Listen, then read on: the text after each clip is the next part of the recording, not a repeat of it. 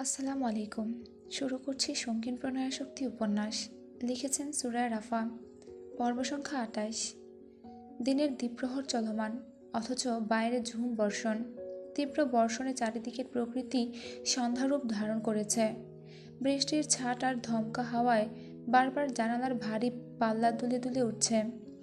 খানিক বাদে বাদে বৈদ্যুতিক ঝলকানি আর বাজ পড়ার প্রকাণ্ড আওয়াজে শরীরের লোমকূপ দাঁড়িয়ে যাওয়ার উপক্রম।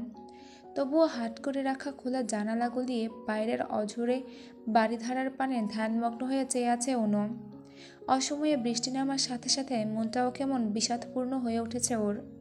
অযাচিত মনে বারংবার একই প্রশ্ন এসে উকি দিচ্ছে, ওরও ঠিক আছে তো? মনে মনে ভাবছে, মেয়েটাকে কেন যে একা রেখে আসতে গেলাম। কৃতিক ভাইয়া আদৌ ওর সাথে আছে, নাকি ওকে রেখে চলে গিয়েছে, কে জানে। অনু যখন অরুকে নিয়ে হাজারো দুশ্চিন্তাগ্রস্ত, তখনই হাতে ২ কাপ গরম গরম দুধ চা নিয়ে ওর সামনে হাজির হয় প্রত্যয়। এটা প্রত্যয়েরই ফ্ল্যাট, তাই নিজ হাতে অনুর জন্য চায়ের বন্দোবস্ত করেছে সে। অনুর দিকে চায়ের কাপ এগিয়ে দিয়ে প্রত্যয় শুধালো, হঠাৎ মনমরা হয়ে গেলে যে, কি ভাবছ? অনু হাঁটু মুড়ে বসে তাতে মাথা ঠেকিয়ে বলল, অরুর জন্য দুশ্চিন্তা হচ্ছে। এই বৃষ্টির মাঝে একা রেখে এলাম, কি জানি কি করছে। প্রত্যয় ভ্রুকুচকে বলল, একা কোথায়, ভাই তো আছে। অনু ঠোঁট উল্টে বলল, কৃতিক ভাইয়ের মতো মানুষ কি আর অরুর জন্য বসে থাকবে? অনুর কথায় প্রত্যয় মনে মনে একটু হাসল। অনু তো আর জানে না, তার বোনের শরীরটা ব্যক্তিগত হলেও আত্মাটা স্বয়ং জান কৃতিকের। অত আপাতত এসব জানানো যাবে না, অরুর বারণ আছে। তাই প্রত্যয় কথা ঘোরানোর উদ্দেশ্যে অনুর মাথায় হাত বুলিয়ে দিয়ে বলল, তুমি সবার জন্য কত ভাবো, সবার প্রতি তোমার কত দায়িত্ববোধ। আচ্ছা, আমার কথা কখনো ভাবো না কেন? কে বললো আপনার কথা ভাবি না? ভাবি বলেই তো মাকে এতগুলো মিথ্যে বলে বের হলাম, শুধু আপনাকে দেখব বলে।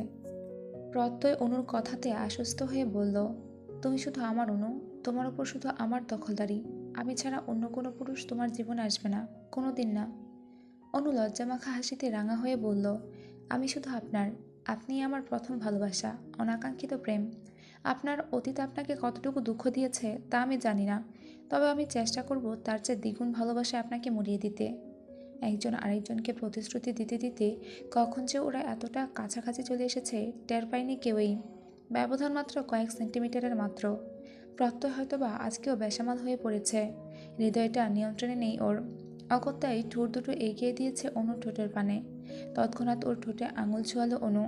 নাসূচক মাথা নাড়িয়ে বলল, এখন নয়, বিয়ের পরে, এটা অন্যায়। প্রত্যয় নিজের হুঁশে নেই, ও অনুর হাত ছড়িয়ে এগিয়ে আসতে আসতে বলল, একটু তো আধটু অন্যায় করলে কিছু হবে না ডিয়ার। প্রত্যয়ের এমন বেসামাল রূপ দেখে উপায়ান্তর না পেয়ে একটানে ওর চশমা খুলে নিজের চোখে লাগিয়ে নিল অনু। এবার প্রত্যয়ের চোখের সামনে সব কিছু ঝাপসা হয়ে এসেছে। ফলস্বরূপ না চাইতেও মাঝপথে থেমে যেতে হলো ওকে। চশমাটাকে ঘুরিয়ে ফিরিয়ে অনু শুধালো, দেখুন তো আমাকে কেমন লাগছে। বাবা, কি পাওয়ার! প্রত্যয় ভ্রুকুঞ্চিত করে বলল, এটা কিন্তু মোটেই ঠিক হলো না অনু। কি ঠিক হলো না? চশমা ছাড়া কি আপনি পুরোপুরি কানা? দেখুন তো এখানে কয়টা আঙুল। আঙুল উঁচিয়ে শুধালো অনু। প্রত্যয় দীর্ঘশ্বাস ছেড়ে বলল, আমি এতটাও কম দেখি না অনু, 2টা আঙুল। অনু চমকে উঠে বলল, সর্বনাশ, কি বলছেন, এখানে তো 3টে আঙুল। প্রত্যয় এবার নিজের দুর্বলতা এড়াতে একটু গলা খাকারে দিয়ে বলল, আমি তো মশকরা করে বলেছি যাতে তুমি এন্টারটেইন হও। অনু হ্যাঁ সূচক মাথা নাড়িয়ে বলল, বুঝলাম।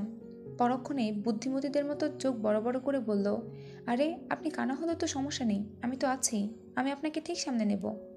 নিজের শরীরটাকে বিছানায় এলিয়ে দিয়ে প্রত্যয় শুধালো, তুমি সারা জীবন থাকবে তো আমার সাথে? অনু এদিক ওদিক মাথা নাড়িয়ে বলল, আপাতত বাসায় যাব, মাকে মিথ্যে বলে বেরিয়েছি, সেটা মা গুণাক্ষরেও জানতে পারলে খুব খারাপ হয়ে যাবে। প্রত্যয় এবার অনুকে নিজের পাশে বসিয়ে শুধালো, আচ্ছা সত্যি করে বলো তো, তোমরা 2 বোন তোমার মাকে এত ভয় পাও কেন? অনু এবার ভাবুক হয়ে পড়ল, একটু ভেবেচিন্তে উত্তর দিল, কারণ মা অনেক বিচক্ষণ আর কঠিন প্রকৃতির মানুষ। মায়ের মতে মিথ্যা বলা বা সত্যি লুকানোর মতো জঘন্য অপরাধ আর কিছু নেই। এছাড়া মায়ের খুব বেশি আহ্লাদি আহ্লাদি ভাবও পছন্দ নয়, বুঝতেই তো পারেন, বিজনেস উইম্যান। ওই জন্যই তো আমি আর ওরু ছোটোবেলা থেকেই ম্যাচিওর। ওরু যা একটু ছেলে মানুষই করে, কিন্তু আমার ধারে সেসব কোনো কালই হয়নি। জানেন, মাঝে মাঝে আফসোস হয় আমার, ছোটোবেলার দিনগুলো ফিরে পেতে ইচ্ছে করে, এটা ওটা বায়না ধরতে মন চায়, কিন্তু আফসোস, এখন আর কে মেটাবে আমার আবদার। অনুর কথা শেষ হওয়ার সঙ্গে সঙ্গে ওকে টান মেরে নিজের বুকের উপর ফেলে দিল প্রত্যয়। অকস্মাৎ ঘটনায় টাল সামলাতে না পেরে অনুর মাথায় গিয়ে ঠেকল প্রত্যয়ের বুকে। প্রত্যয় অনুর মাথায় আলতো হাত বুলিয়ে বলল, আমি মেটাবো সব আবদার, একবার করেই দেখো। হুট করে এমন কাছাকাছি আসাতে অনু একটু ভড়কে গেল। ও তাড়াহুড়া করে প্রত্যয়ের বুকের উপর থেকে মাথাটা তুলে নিয়ে প্রত্যয় ওকে পুনরায় নিজের সাথে মিশিয়ে বলে, মাত্র 5 মিনিট, তারপর ছেড়ে দিচ্ছি, প্রমিস এর বাইরে কিচ্ছু করব না। প্রত্যয়ের কথায় আশ্বস্ত হয়ে অনু এবার শরীরের সবটুকু ভার ওর উপর ছেড়ে দিয়ে চোখ দুটো বন্ধ করে নিল পরম আবেশে। বৃষ্টি মাথায় নিয়ে অনেকটা তাড়াহুড়া করে বাসায় ফিরেছে ওরা দুই বোন। এবার শুধু চুপি চুপি রুমে ঢুকে যাওয়ার পালা, তাহলে ঝামেলা শেষ। কিন্তু বসার ঘর পেরিয়ে রুমের দিকে পা বাড়াতেই পেছন থেকে আজমেরি শেখের গমগমে আওয়াজ ভেসে এলো কর্ণকুহরে। কোথায় গিয়েছিলে, ফিরতে সন্ধ্যা হলো কেন? অরু মুখ কাচুমাচু করে অসহায় দৃষ্টি নিক্ষেপ করল অনুর দিকে। অনু ঘুরে দাঁড়িয়ে বলে, ইয়ে মা, বাজার করতে গিয়েছিলাম সুপার শপে। তোমাকে না বলে গেলাম অনেক কিছু কেনার আছে। মিথ্যে কেন বলছো, বাজার তো সেই কখন নিয়ে এসেছে রাজ। ওরও একটু আগ বাড়িয়ে বলল, আসলে মা, আজকে ব্ল্যাক ফ্রাইডে তো সব কিছুতে ডিসকাউন্ট চলছিল, তাই আমরা দু বোন একটু লেডিস সেকশনে গিয়েছিলাম, ওই জন্যই দেরি হয়ে গেল। আজমেরি শেখ ভ্রুকুচকে বলল, এত দেরি করে ফিরলে তা কিছু কেননি কেন? অনু বলল, পছন্দ হয়নি মা। পছন্দ হয়নি নাকি টাকার জন্য কেনার সাহস করনি? তোমাদের আমি খুব ভালো করে চিনি। মনে রেখো, জেকে গ্রুপের 30% শেয়ার আমার নামে।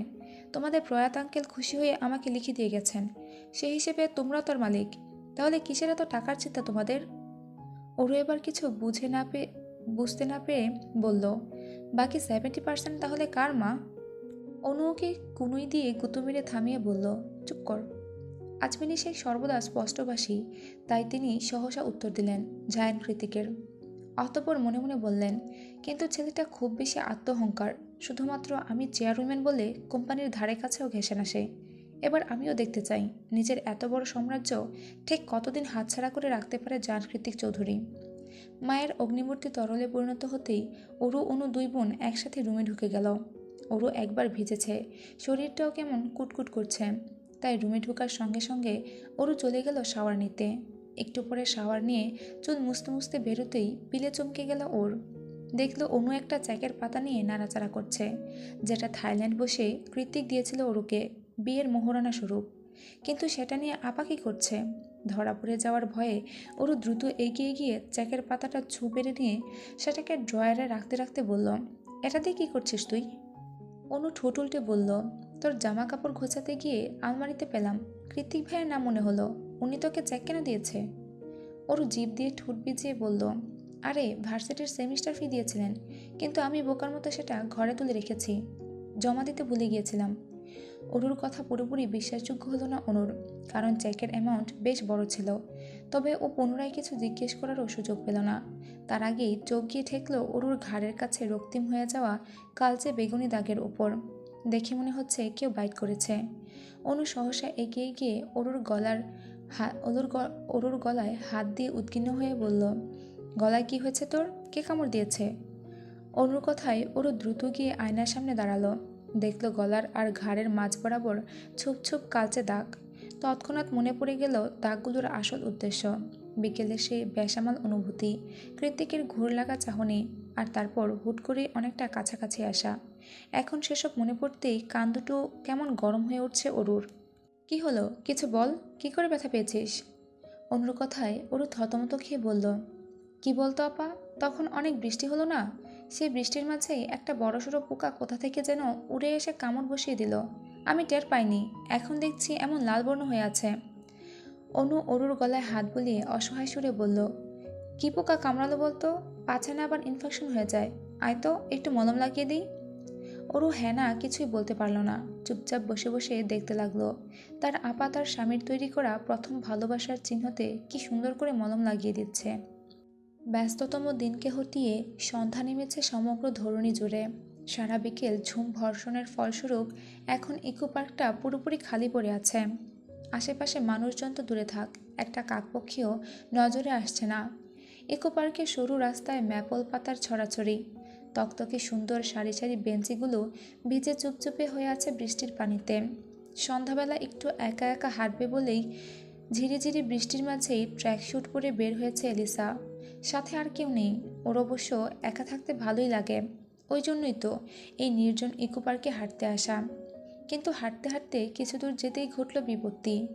চোখের সামনে দৃশ্যমান হলো এক সুপরিচিত মুখ। ছাতা হাতে দাঁড়িয়ে একটা অল্প বয়স্কা মেয়ের সাথে কি যেন কথায় মশগুল হয়ে আছে অর্ণব। কিন্তু এমন নির্জন নিরিবিলি পরিবেশে কি এমন গুরুত্বপূর্ণ কথা বলছে ওরা দুজন? আর মেয়েটাই বা কে? ভাবনায় পড়ে গেল এলিসা। ওদিকে অর্ণব কথা বলায় এতটাই ব্যস্ত যে ওর পেছনে সেই কখন থেকে এলিসা দাঁড়িয়ে আছে ও সেটা টেরই পায়নি। এলিসা বরাবরই অর্ণবের কাছ থেকে সবচেয়ে বেশি গুরুত্ব পেয়ে অভ্যস্ত। তাই হঠাৎ এমন অগ্রাহ্য ব্যাপারটা সহ্য হলো না ওর। উল্টে বিরক্তি লাগতে শুরু করলো প্রচণ্ড রকম।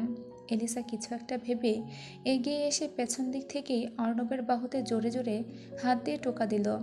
অর্ণব পেছনে ঘুরে আচমকা এলিসাকে দেখতে অবাক হয়ে বলল, এলিসা, তুই এখানে? পরক্ষণেই সামনের মেয়েটার দিকে এক নজর পরখ করে এলিসাকে নিয়ে একটু দূরে গিয়ে দাঁড়িয়ে অর্ণব শুধালো, তুই এখানে কি করছিস একা একা? অর্ণবের কথায় বিন্দুমাত্র তোয়াক্কা না করে এলিসা বিরক্তি নিয়ে বলল, মেয়েটা কে অর্ণব? অর্ণব পেছনে ঘুরে মেয়েটাকে এক নজর পরখ করে চোখ ঘুরিয়ে এলিসার দিকে তাকিয়ে বলল, আছে, বলা যাবে না। সঙ্গে সঙ্গে অর্ণবের কলার খামছে ধরল এলিসা। দাঁতে দাঁত চেপে বলল, তুই আমার সাথে মজা করছিস? এলিসার এই হঠাৎ রেগে যাওয়াটা অর্ণবের ভালোই লাগলো। ও এলিসার রাগে আরেকটু ঘি ঢেলে দিয়ে বলল, মজা কেন করব? সব সিক্রেট কি আর সবাইকে বলা যায়? প্রাইভেসি বলেও তো একটা ব্যাপার আছে। এত বড় মেয়ে হয়েছিস, বুঝিস না সেটা? মেয়েটা কে অর্ণব? অর্ণব ভাবলেসিন হয়ে বলল, হবে আমার লাইফের ইম্পর্ট্যান্ট কেউ। তুই এত রিয়েক্ট কেন করছিস? এলিসা এবার অর্ণবের কলার ছেড়ে দিয়ে বলল, খুব ইম্পর্ট্যান্ট কেউ, তাই না? হ্যাঁ, খুবই ইম্পর্ট্যান্ট। অর্ণব কথাটা বলেছে ঠিকই, কিন্তু এর পরবর্তীতে এলিসার এমন পদক্ষেপ মোটেও কল্পনা করেনি ও। অর্ণব দেখল রাস্তার পাশ থেকে একটা বড়সড় ইটের টুকরো কুড়িয়ে নিয়ে রেগে মেগে মেয়েটার দিকে এগিয়ে যাচ্ছে এলিসা। এলিসার এমন রণমূর্তি দেখে অজ্ঞাত মেয়েটা নিজেও ভয় পেয়ে গিয়েছে। এই পাগলির হাতে নিজের গায়ে আঘাতপ্রাপ্ত হওয়ার আগেই আঁতকে উঠে সহসা ছুট লাগালো মেয়েটা। এলিসাও দমে যাওয়ার পাত্রী নয়। ও নিজেও সমান তালে ছুটতে লাগলো মেয়েটার পিছু পিছু। এদিকে সকল ঝামেলার উৎস বেচারা অর্ণব কিছু বুঝে ওঠার আগেই এলিসা মেয়েটাকে তাড়া করে হাঁপানির রুগী বানিয়ে ছেড়েছে। এবার অর্ণবও আর দাঁড়িয়ে থাকলো না। ছুটে গিয়ে দু হাতে চেপে ধরল এলিসার বাঁকানো কোমর। এলিসা ঝাঁঝিয়ে উঠে বলল, ছাড় আমাকে তুই। ইম্পর্টেন্ট মানুষ হওয়া দেখাচ্ছি আমি ওকে। বজ্জাত মেয়ে অন্যের জিনিসে নজর দেয়। অর্ণব ওকে আটকে রাখতে না পেরে চিল্লিয়ে বলে উঠল, বিশ্বাস কর এলিসা, জান আমার, ও কোনো ইম্পর্টেন্ট মানুষ না। ও আমার ক্লায়েন্ট। তুই থাম একটু, আমি খুলে বলছি। অর্ণবের কথায় এলিসা একটু শান্ত হলে অর্ণবও হাতের ইটের টুকরোটা ছুঁড়ে ফেলে দিয়ে হাঁপাতে হাঁপাতে বলল, আমাদেরই ভার্সিটিতে পড়ে মেয়েটা, কৃতিকের স্টুডেন্ট। গত কয়েকদিন যাবৎ ওর ছোট বোন হঠাৎ করে মিসিং। তাই কৃতিক ওকে আমার এজেন্সির কার্ড দিয়ে আমার সাথে দেখা করতে বলেছে। একমাত্র বোনকে খুঁজে না পেয়ে মেয়েটার অবস্থা দুর্বিষহ। তখন থেকে সেটা নিয়ে আলাপ করছিলাম আমরা। এলিসা এবার দ্বিগুণ ঝাঁঝ নিয়ে বলল, তাহলে আমাকে মিথ্যে কেন বললি? কি সুখ পাস তোরা আমাকে মিথ্যে বলে? অর্ণব চোখ ছোট ছোট করে বলল, তুই কেন এত জেলাস? আর একটু আগে আমার জিনিস করে চেঁচিয়ে কি যেন বললি? আমি কিন্তু শুনেছি। এলিসা ঘাড় ঘুরিয়ে অন্যদিকে চলে যেতে যেতে বলল, তোর সাথে আর কথা নেই, অযথা কষ্ট দিস আমাকে। এলিসা হনহনিয়ে হাঁটছে, চোখ দুটো না চাইতেও বেইমানি করছে ওর সাথে। বারবার জলে ভিজে ঝাপসা হয়ে আসছে সামনের সব দৃশ্যপট।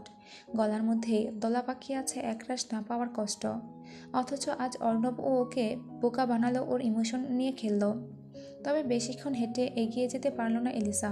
তার আগেই ওকে পেছন থেকে সপাটে জাপটে ধরল অর্ণব। পনিটেল করা চুলের মাঝে হাজারটা চুমু খেতে খেতে বলল, আই এম সরি, আর কখনো এমন হবে না। আই এম সরি, সত্যি সরি। তুই যে আমার জন্য কিছু ফিল করিস সেটা আমার অজানাই ছিল, বুঝতে পারিনি। এলিসা এবার ঘুরে সপাটে চর বসিয়ে দিল অর্ণবের গালে।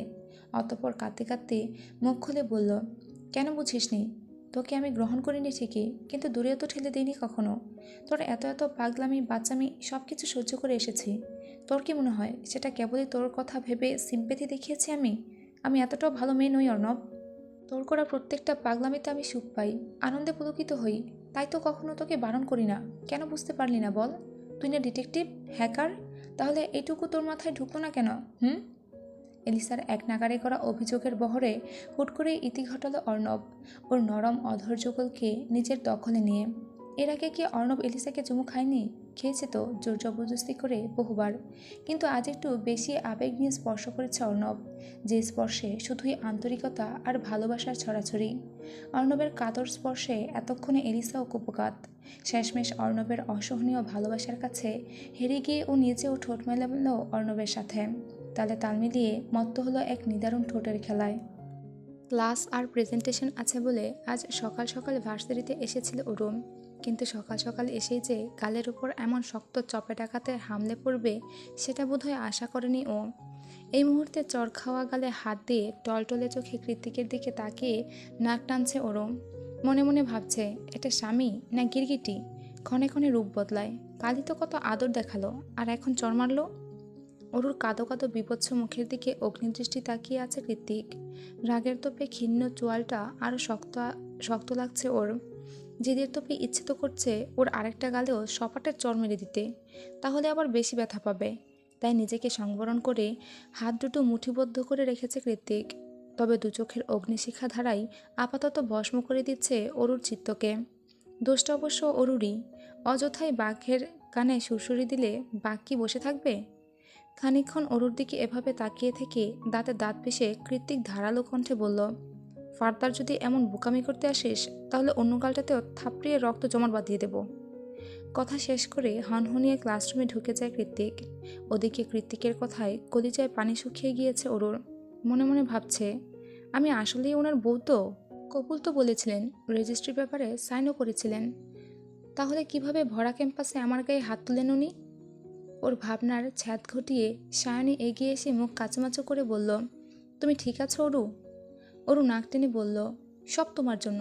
আমি বলেছিলাম উনি এত সহজ নয়, ওনাকে সব লেটার ফেটার দিতে গেলে উনি রেগে যাবে। সায়নী মাথা নত করে অসহায় স্বরে বলল, আম সরি অরু, তুমি তো ওনার বোন হও, তাই তোমার হাত দিয়ে পাঠাতে চেয়েছিলাম, কিন্তু আমি সবটিও ভাবিনি উনি এতটা রেগে যাবেন যে রেগে মেগে তোমাকে চর মেরে বসবেন। অরু আর সায়নীর সাথে কথা বাড়ালো না। এই মুহূর্তে সায়নীর দিকে তাকাতেও ইচ্ছে করছে না ওর। অগত্যাই চুপচাপ ক্লাসে ঢুকে গেল অরু। কৃত্তিক ক্লাসেই ছিল। অরু পেছনের দরজা দিয়ে ঢুকে চুপচাপ বসে পড়ল সবচেয়ে পেছনের সিটে। মন থেকে কিছুতেই সরাতে পারছে না একটু আগের ঘটে যাওয়া অনাকাঙ্ক্ষিত ঘটনাটাকে। নিজের কাজে নিজেই লজ্জিত হয়ে পড়েছে ও এখন। বারংবার মনে হচ্ছে কেন যে করতে গেলাম এমন পাকামি। দোষ অবশ্য সায়নীরও কম নয়। যেদিন থেকে শুনেছে অরু কৃত্তিকের স্টেপ সিস্টার, সেদিন থেকে ননদিনী ডাকা শুরু করে দিয়েছে ওকে।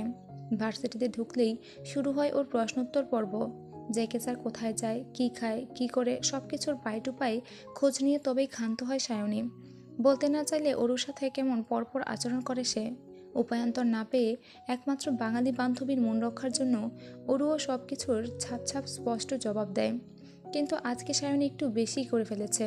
অরুর হাতে রঙিন খামের মোড়কে বাঁধা চিঠি ধরিয়ে দিয়ে বলেছে কৃত্তিককে দিয়ে আসতে। বলেছে তো বলেছে, একেবারে ঠেলে কৃত্তিকের সামনে পাঠিয়ে দিয়েছে। গতকাল কৃত্তিকের নরম সরম রূপ দেখে অরু ভেবেছিল একটা চিঠি তো, কি আর বলবে কৃত্তিক, দিয়ে দিলেই তো কাহিনী খতম। ওদিকে বান্ধবীর মন রক্ষাও রয়ে যাবে। কিন্তু কে জানতো কালকের কৃত্তিক আর আজকের কৃত্তিকের মাঝে এমন দিনরাত ফারাক। তাহলে কি ওরও নিজের মান সম্মান খোয়ানোর মতো এমন বড় ভুলটা করত জীবনেও না? Mrs JK, focus. ঠিক এভাবেই ছোট্ট একটা বাক্য দিয়ে অকস্মাৎ ক্লাসের মধ্যে বোম ফাটালো কৃত্তিক। নামটা শোনা মাত্রই হৈ হৈ করে উঠে অরুর মুখের দিকে হা হয়ে তাকিয়ে আছে পুরো ক্লাস।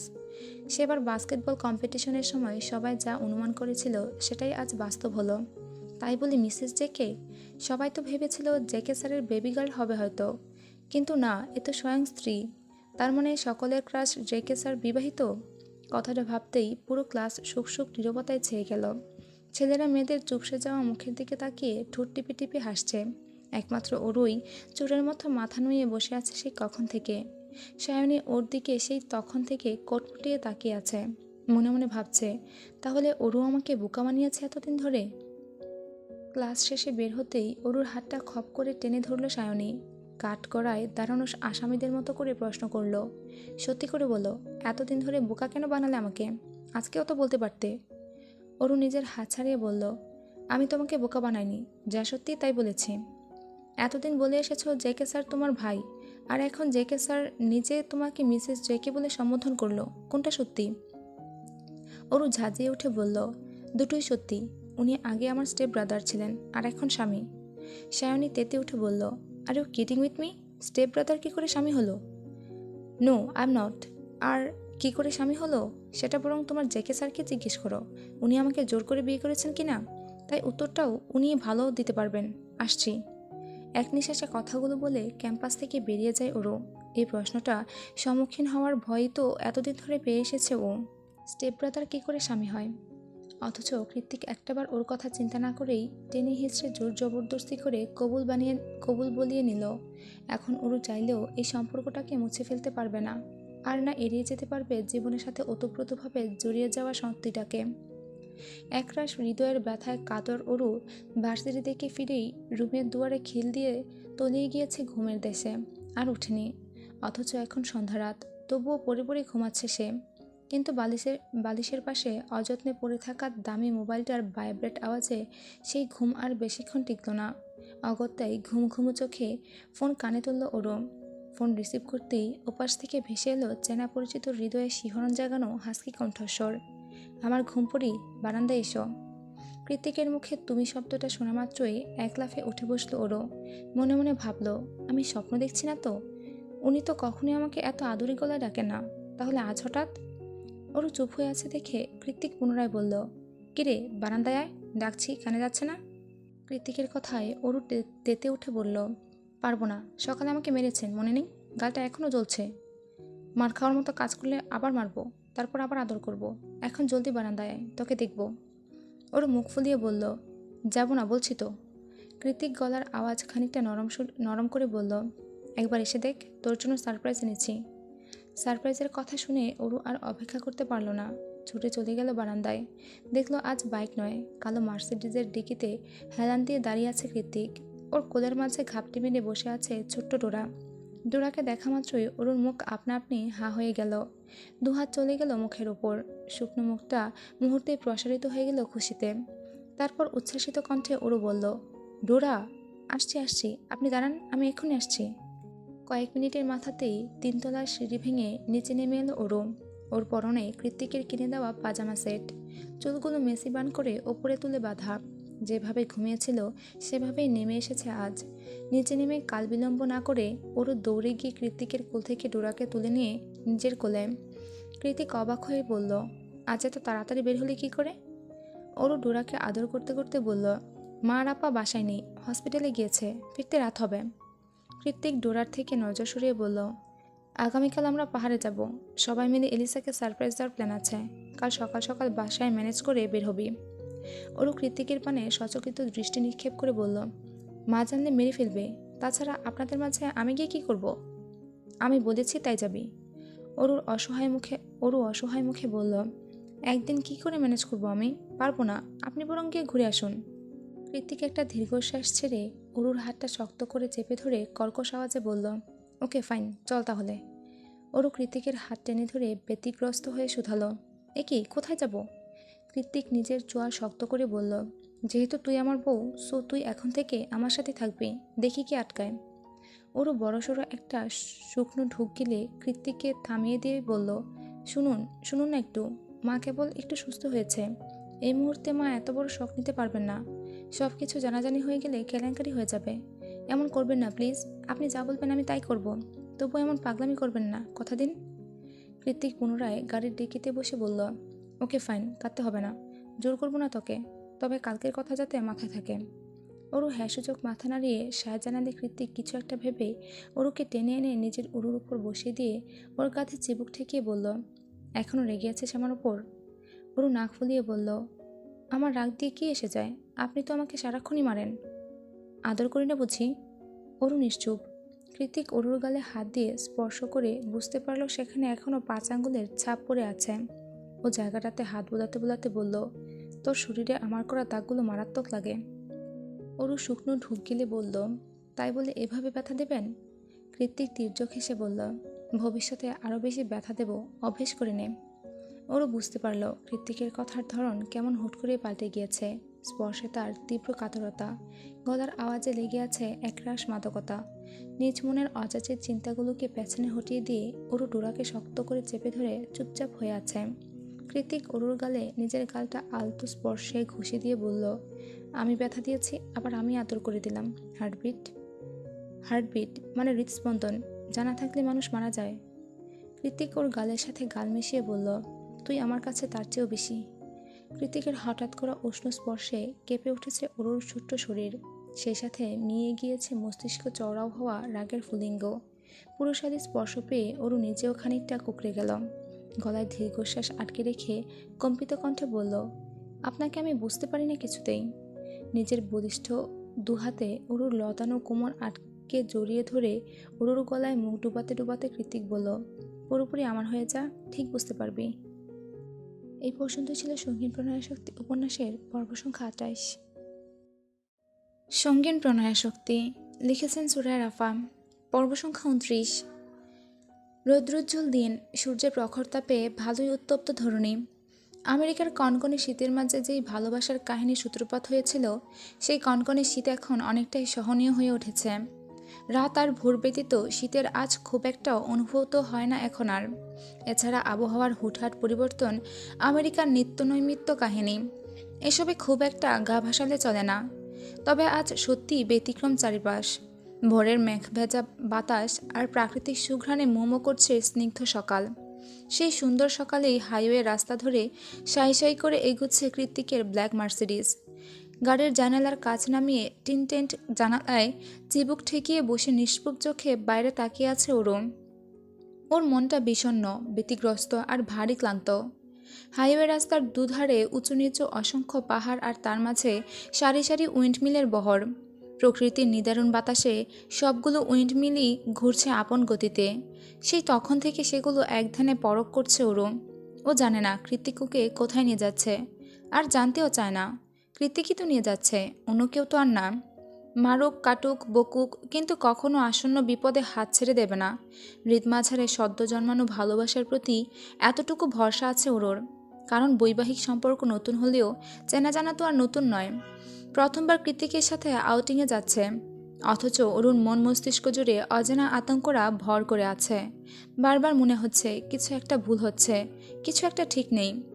একদিকে হৃদয়টা কৃতিকের জন্য আনচান করে, তো অন্যদিকে মস্তিষ্কটা দুর্বিষহ আর একটা তিমিরে ঢাকা ভবিষ্যতের ভয়ে সর্বদা তটস্থ থাকে। এত অল্প বয়সে এই মন মস্তিষ্কের দুটানা মোটেই সহ্য হয় না অরুর। কৃতিকের মতো মানুষ কিনা শেষমেশ হাঁটুর বয়সী সৎ বোনের প্রেমে আকৃষ্ট হলো, কিন্তু কেন? ওরও নিজেও ভেবে পায় না সে উত্তর। অবশ্য ভাবতে চায়ও না, কারণ আজকাল তো ও নিজেও কৃতিকে ছাড়া কিছু ভাবতে পারে না। এখন তো নিজের পাশে কৃতিক ছাড়া অন্য কোনো পুরুষের মুখ কল্পনা করলেও গায়ে কাটা দেয় ওর। একটা সময় নিখিলের জন্য করা অযথা পাগলামিগুলো ভাবতে গেলে এখন শুধুই হাসি পায়। নিখিলকে আজকাল জোকার বই কি, আর কিছুই লাগে না ওর চোখে। যার দরুন নিজের মনের উপরই সন্দেহ জন্মেছে ওর। ওকে আদৌ নিখিলকে ভালোবেসেছিল? যদি ভালোই বাসবে, তাহলে কি করে এত তাড়াতাড়ি ভুলে গেল? ভালোবাসা কি ভোলা যায়? কৃতিককেও কি এইভাবেই চাইলে ভুলে যেতে পারবে ওরও? আচ্ছা, কৃতিক ওকে ভুলে যাওয়ার সুযোগ দেবে কি? মনে তো হয় না। সেই কখন থেকে ওরও একধ্যানে বাইরে তাকিয়ে আছে। কৃতিক ওরুর দিকে একবার পরখ করে আবারও ড্রাইভিংয়ে মন দেয়। এভাবে মনমরা হয়ে কি ভাবছে এত মেয়েটা, কে জানে। তবে সব কিছুরই তো একটা সীমা আছে। ওরু ভাবতে ভাবতে সেই সীমা অতিক্রম করে ফেলেছে বহুক্ষণ আগেই। কৃতিকের কাছে অরুর ব্যবহারটাকে এখন গা জ্বালানো আর বিরক্তিকর লাগছে। অরুর মলিন মুখটার দিকে তাকিয়ে স্থির চিত্ত কেমন ব্যথা করে উঠছে ওর। কিন্তু কৃতিক খুব সহজে তো নরম হতে জানে না, আর না হৃদয়ের ব্যথাটা অহরহ প্রকাশ করে দিতে পারে। তাই ভালো লাগা মন্দ লাগা দুটোতেই একই মুখভঙ্গিমা পরিলক্ষিত হয় ওর মাঝে। অজান্তেই হুটহাট মেজাজ ছাড়িয়ে কাঠিন্যতা ছড়িয়ে পড়ে শরীরের রন্ধ্রে রন্ধ্রে। এবারও তাই হলো। কখন থেকে মেজাজ চওড়া হয়ে গেল টের পায়নি কৃতিক। অরুকে কোনোরূপ ভালো মন্দ জিজ্ঞেস না করে চোয়াল শক্ত করে স্পিডোমিটারের কাঁটায় 100-র ওপর গতি তুলে ফেলল মুহূর্তেই। এতক্ষণ ধরে চিবোতে থাকা চুইংগামটা তীক্ষ্ণ চোয়ালের এপাশ থেকে ওপাশে নিতে নিতে ভাবলেস নজরে সামনে তাকিয়ে এমন উদ্ধভ্রান্তের মতো হুশ করে গাড়ি চালাচ্ছে সে, যেন আশেপাশে কোনো কিছুই হয়নি, সব কিছু স্বাভাবিক। ওদিকে হঠাৎ করে গাড়ির স্পিড দ্বিগুণ বেড়ে যাওয়ায় আচমকা আটকে উঠল ওরু। হুট করে বাতাসের তীব্র ধাক্কা চোখে মুখে কাচের মতো এসে বিঁধল। ওর সঙ্গে সঙ্গে জানালা থেকে মুখ সরিয়ে আতঙ্কিত দৃষ্টি নিক্ষেপ করলো কৃত্তিকের পানে। কৃত্তিক আগের মতোই চুইংগাম চিবোচ্ছে। চোখে তার বিশাল আকৃতির রুদ চশমা, পরনে ব্ল্যাক ওভারসাইজ হুডি, লম্বা ঘাড় ছুঁই ছুঁই চুলগুলো এলোমেলো হয়ে কপালে পড়ে আছে। এই কৃত্তিককে দেখতে ঠিক যতটা না সুন্দর লাগছে, ওর মুখে লেগে থাকা কপট হাসিটা তার চেয়ে ভয়ানক লাগছে। সেই কখন থেকে এক ধ্যানে ওরু তাকিয়ে আছে দেখে এবার নীরবতা ভাঙে কৃত্তিক। সামনে দৃষ্টিপাত করেই ওরুকে প্রশ্ন ছুড়ল, কি দেখছিস এত মন দিয়ে? ওরু নির্লিপ্ত কণ্ঠে জবাব দেয়, দেখছি আপনি কতটা হার্টলেস। কৃত্তিক চোয়াল শক্ত করে জবাব দেয়, আমি হার্টলেস নই ওরু। কৃত্তিকের কথায় ওরুর অভিমানে ভাটি পড়ল। মনের মাঝে জমাট বাঁধা কালো মেঘের কোলে উকি দিল সূর্যকিরণ। ও বলল, তাহলে এভাবে গাড়ি চালিয়ে কিসের হুমকি দিচ্ছেন? কৃত্তিক গভীর কণ্ঠে বলল, ফোকাস অন মি। ওরু সিটের উপর দুপা তুলে দিয়ে কৃত্তিকের দিকে তাকিয়ে মলিন মুখে বলল, আপনাকে নিয়ে তো ভাবছিলাম, কবে হয়ে গেলেন এতটা আপন? আপনার জন্য কি সুন্দর বানিয়ে বানিয়ে হাজারটা মিথ্যে কথা বলে মা আর আপাকে বোকা বানিয়ে বের হয়ে এলাম। আমি সত্যি পাল্টে গিয়েছি। অরুর এরূপ প্রতি উত্তরের সাথে সাথেই স্পিডোমিটারের গতি সহসাই ধীর হয়ে এলো। সানগ্লাসের আড়ালে আগ্নেয়গিরির লাভার মতো জ্বলন্ত চোখ দুটো মুহূর্তেই শান্তরূপ ধারণ করল কৃত্তিকের। কৃত্তিক চুপ করে আছে দেখে অরু পুনরায় বলল, না আপনাকে আমি হৃদয় থেকে মুছে দিতে পারছি, আর না আপনাকে নিয়ে সুন্দর বৈবাহিক স্বপ্ন দেখতে পারছি। শুধু মনে হচ্ছে আপনি ছাড়া আজকাল আমি অচল। আপনাকে আমার প্রয়োজন, নয়তো বুকের ভেতরটা হরহামেশাই পুড়ে যায়। এ কেমন দহন? আমি কি প্রেমে পড়েছি আপনার? অরুর শেষ কথাতে গাড়িটা এবার পুরোপুরি থামিয়ে দিল কৃত্তিক। হুট করে গাড়ি ব্রেক কষাতে অরুও একটু হুড়মুড়িয়ে উঠল, কিন্তু কৃত্তিক ওকে পড়ে যাওয়ার বিন্দুমাত্র সুযোগ না দিয়ে টান মেরে নিয়ে এসে নিজের কোলের ওপর বসালো। অকস্মাৎ ঘটনা প্রবাহে অরু নিজেও ভ্যাবাচাকা খেয়ে চোখের পলক ফেলতে লাগলো বারবার। নিজেকে সামলানোর জন্য কৃত্তিকের হুডি খামছে ধরে অস্ফুটন্তে সুরে বলল, গাড়ি থামালেন কেন হঠাৎ? এসে গিয়েছে বুঝি? কৃত্তিক অরুর পিঠের দিকে হালকা ধাক্কা দিয়ে নিজের দিকে টেনে এনে বলল, এতটা দুর্বল করে দেওয়ার কি মানে অরু? তুই কি চাস আমি গাড়ি চালাতে না পেরে অ্যাক্সিডেন্ট করে মরে যাই? অরু বিস্মিত কণ্ঠে বলল, এসব কি বলছেন? নয়তো এসব বলে কেন দুর্বলতা বাড়াচ্ছিস? নিজেকে কন্ট্রোল করতে না পারলে আমি কিন্তু গাড়িতেই তোকে। কিছু একটা ভেবে থেমে গেল কৃত্তিক। অতঃপর শুকনো ঠোক গিলে ওর ছোট ছোট বেবি হেয়ারগুলো কানের পেছনে গুজে দিতে দিতে নরম সুরে বলল, I feel your pain Aru. খুব শীঘ্রই সব কিছু ঠিক হয়ে যাবে। তুই বললে আমি এখনই সব কিছু ঠিক করে ফেলতে পারি, কিন্তু বারবার তোকে জোর জবরদস্তি করতে চাইছি না আমি, তাই সময় দিচ্ছি। তাই বলে এই না যে আমি ভবিষ্যতেও চুপ করে থাকবো। সময় হলে আমার অরুকে আমি ঠিক ছিনিয়ে নেব। আই রিপিট, ছিনিয়ে নেব। এখন এসব নিয়ে ভাবিস না জান, আমার ওপর একটু ভরসা রাখ, আমি তো আছি। ওরও কিছুই বলছে না, অবাক দৃষ্টিতে কৃত্তিকের পানে তাকিয়ে আছে। এই লোক এত সুন্দর করে বোঝাতেও পারে। মাত্র কয়েকটা বাক্যধারা কি সুন্দর হৃদয়ে বইতে থাকা জলোচ্ছ্বাসের মতো উত্থাল ঢেউকে নিমিষেই শান্ত করে কানায় কানায় ভরিয়ে দিল। ওরও তাকিয়ে আছে দেখে কৃত্তিক বলল, you have to promise me, আর এইসব নিয়ে মন খারাপ করবি না। ওরু এবার ঠোঁট উল্টে বাচ্চাদের মতোই হ্যাঁ না দুদিকেই মাথা নাড়ালো। অরুর কাণ্ডে কৃত্তিক সামান্য হেসে বলল, তুই আমার থেকে অনেক বেশি ছোট অরু, তাই অনেক কিছু শেয়ার করতে দ্বিধাবোধ করিস, লজ্জিত হোস। এতে অযথা ভাবনার কিছু নেই। আমাদের মধ্যে সেরকম স্বামী স্ত্রীর স্বাভাবিক সম্পর্ক এখনও তৈরি হয়নি। এই দ্বিধা আর সংকোচটুকু তাই অস্বাভাবিক কিছু নয়। তাই বলে এই না যে আমরা কখনো নর্মাল স্বামী স্ত্রীর মতো হব না। তুই আমার থেকে বয়সে খুব ছোট বলে আমি তোকে ছেড়ে দেব। কখনই নিজের একান্ত ব্যক্তিগত চাহিদাগুলোকে তোর সামনে উত্থাপন করব না। এটা ভেবে থাকলে এখনও ভুলের মধ্যে আছিস জান। একটা সময় আসবে যখন তোর শরীর সম্ভ্রম দিয়ে নয়, আমার শরীর দিয়ে ঢাকা থাকবে। তোর ফর্সা ত্বকের খাজে খাজে শুধুমাত্র আমার তৈরি করা ক্ষত থাকবে, আর সেটা তুই খুশি মনে ভালোবেসে গ্রহণ করবি। তখন দেখবি এই দ্বিধা, এই জড়তা কোনো কিছুই আর অবশিষ্ট থাকবে না। তোর আমার সব কিছু মিলেমিশে একাকার হয়ে যাবে। তখন তুইও আমাকে নিয়ে বৈবাহিক স্বপ্ন দেখবি, আই সয়ার। এতক্ষণ তো ভালোই বোঝাচ্ছিল, কিন্তু হুট করেই কি থেকে কিসের মধ্যে চলে গেল কৃত্তিক। একা তো কৃত্তিকের কোলের ওপর বসা, তার উপর কৃত্তিকের এমন লাগাম ছাড়া জ্ঞানদান, সব মিলিয়ে মাথা নুয়ে চুপচাপ বসে বসে আঙ্গুল দিয়ে কৃত্তিকের হুডির ফিতে ধরে টানাটানি করছে ওরম। গলাটা শুকিয়ে কাঠ হয়ে গিয়েছে, কান দিয়ে ধোঁয়া বের হচ্ছে। এই মুহূর্তে এক পা নড়াচড়া তো দূরে থাক, মাথা তুলে কৃত্তিকের ওই ভাসা ভাসা চোখের দিকে তাকানোর শক্তিটুকুও ওরুর মাঝে অবশিষ্ট নেই। অরু কৃতিকের কথায় বেশ লজ্জা পেয়েছে। ব্যাপারটা বুঝতে পেরে কৃতিক ইচ্ছে করে ওকে লজ্জার সাগরে ডুবিয়ে দিতে বলল, do you like sitting here? কৃতিকের কথার আসল মানে বুঝতে পেরে অরু হকচকিয়ে বলল, ছাড়ুন, আমি নামবো। কৃতিক ওকে টেনে ধরে বলল, নো, এখানে বসে থাক, সময় হলে দুজন একসাথে নামবো। অরুর লজ্জায় মরে যেতে ইচ্ছে করছে। কেউ শুধু শুধু অহেতুক গাড়ির মধ্যে এভাবে কোলে বসিয়ে রাখে, মানুষ কি বলবে? কৃতিক যে এতটা লাগামহীন নির্লজ্জ প্রকৃতির লোক সেটা আজ প্রথমবার উপলব্ধি করল ওরও। মনে মনে কৃতিকের উপর চওড়া হয়ে ওরু বলল, আমার আগেই বোঝা উচিত ছিল এই লোক সুবিধার না। যে সারাক্ষণ ডার্ক রোমান্টিক অডিও বুক শুনে সময় পার করে সে কিভাবে বজলোক হতে পারে। কৃত্তিক সেই তখন থেকে কোলের ওপর বসিয়ে রেখেছে ওরুকে। ওদিকে ওরুর প্রচুর বিরক্ত লাগছে এভাবে বসে থাকতে।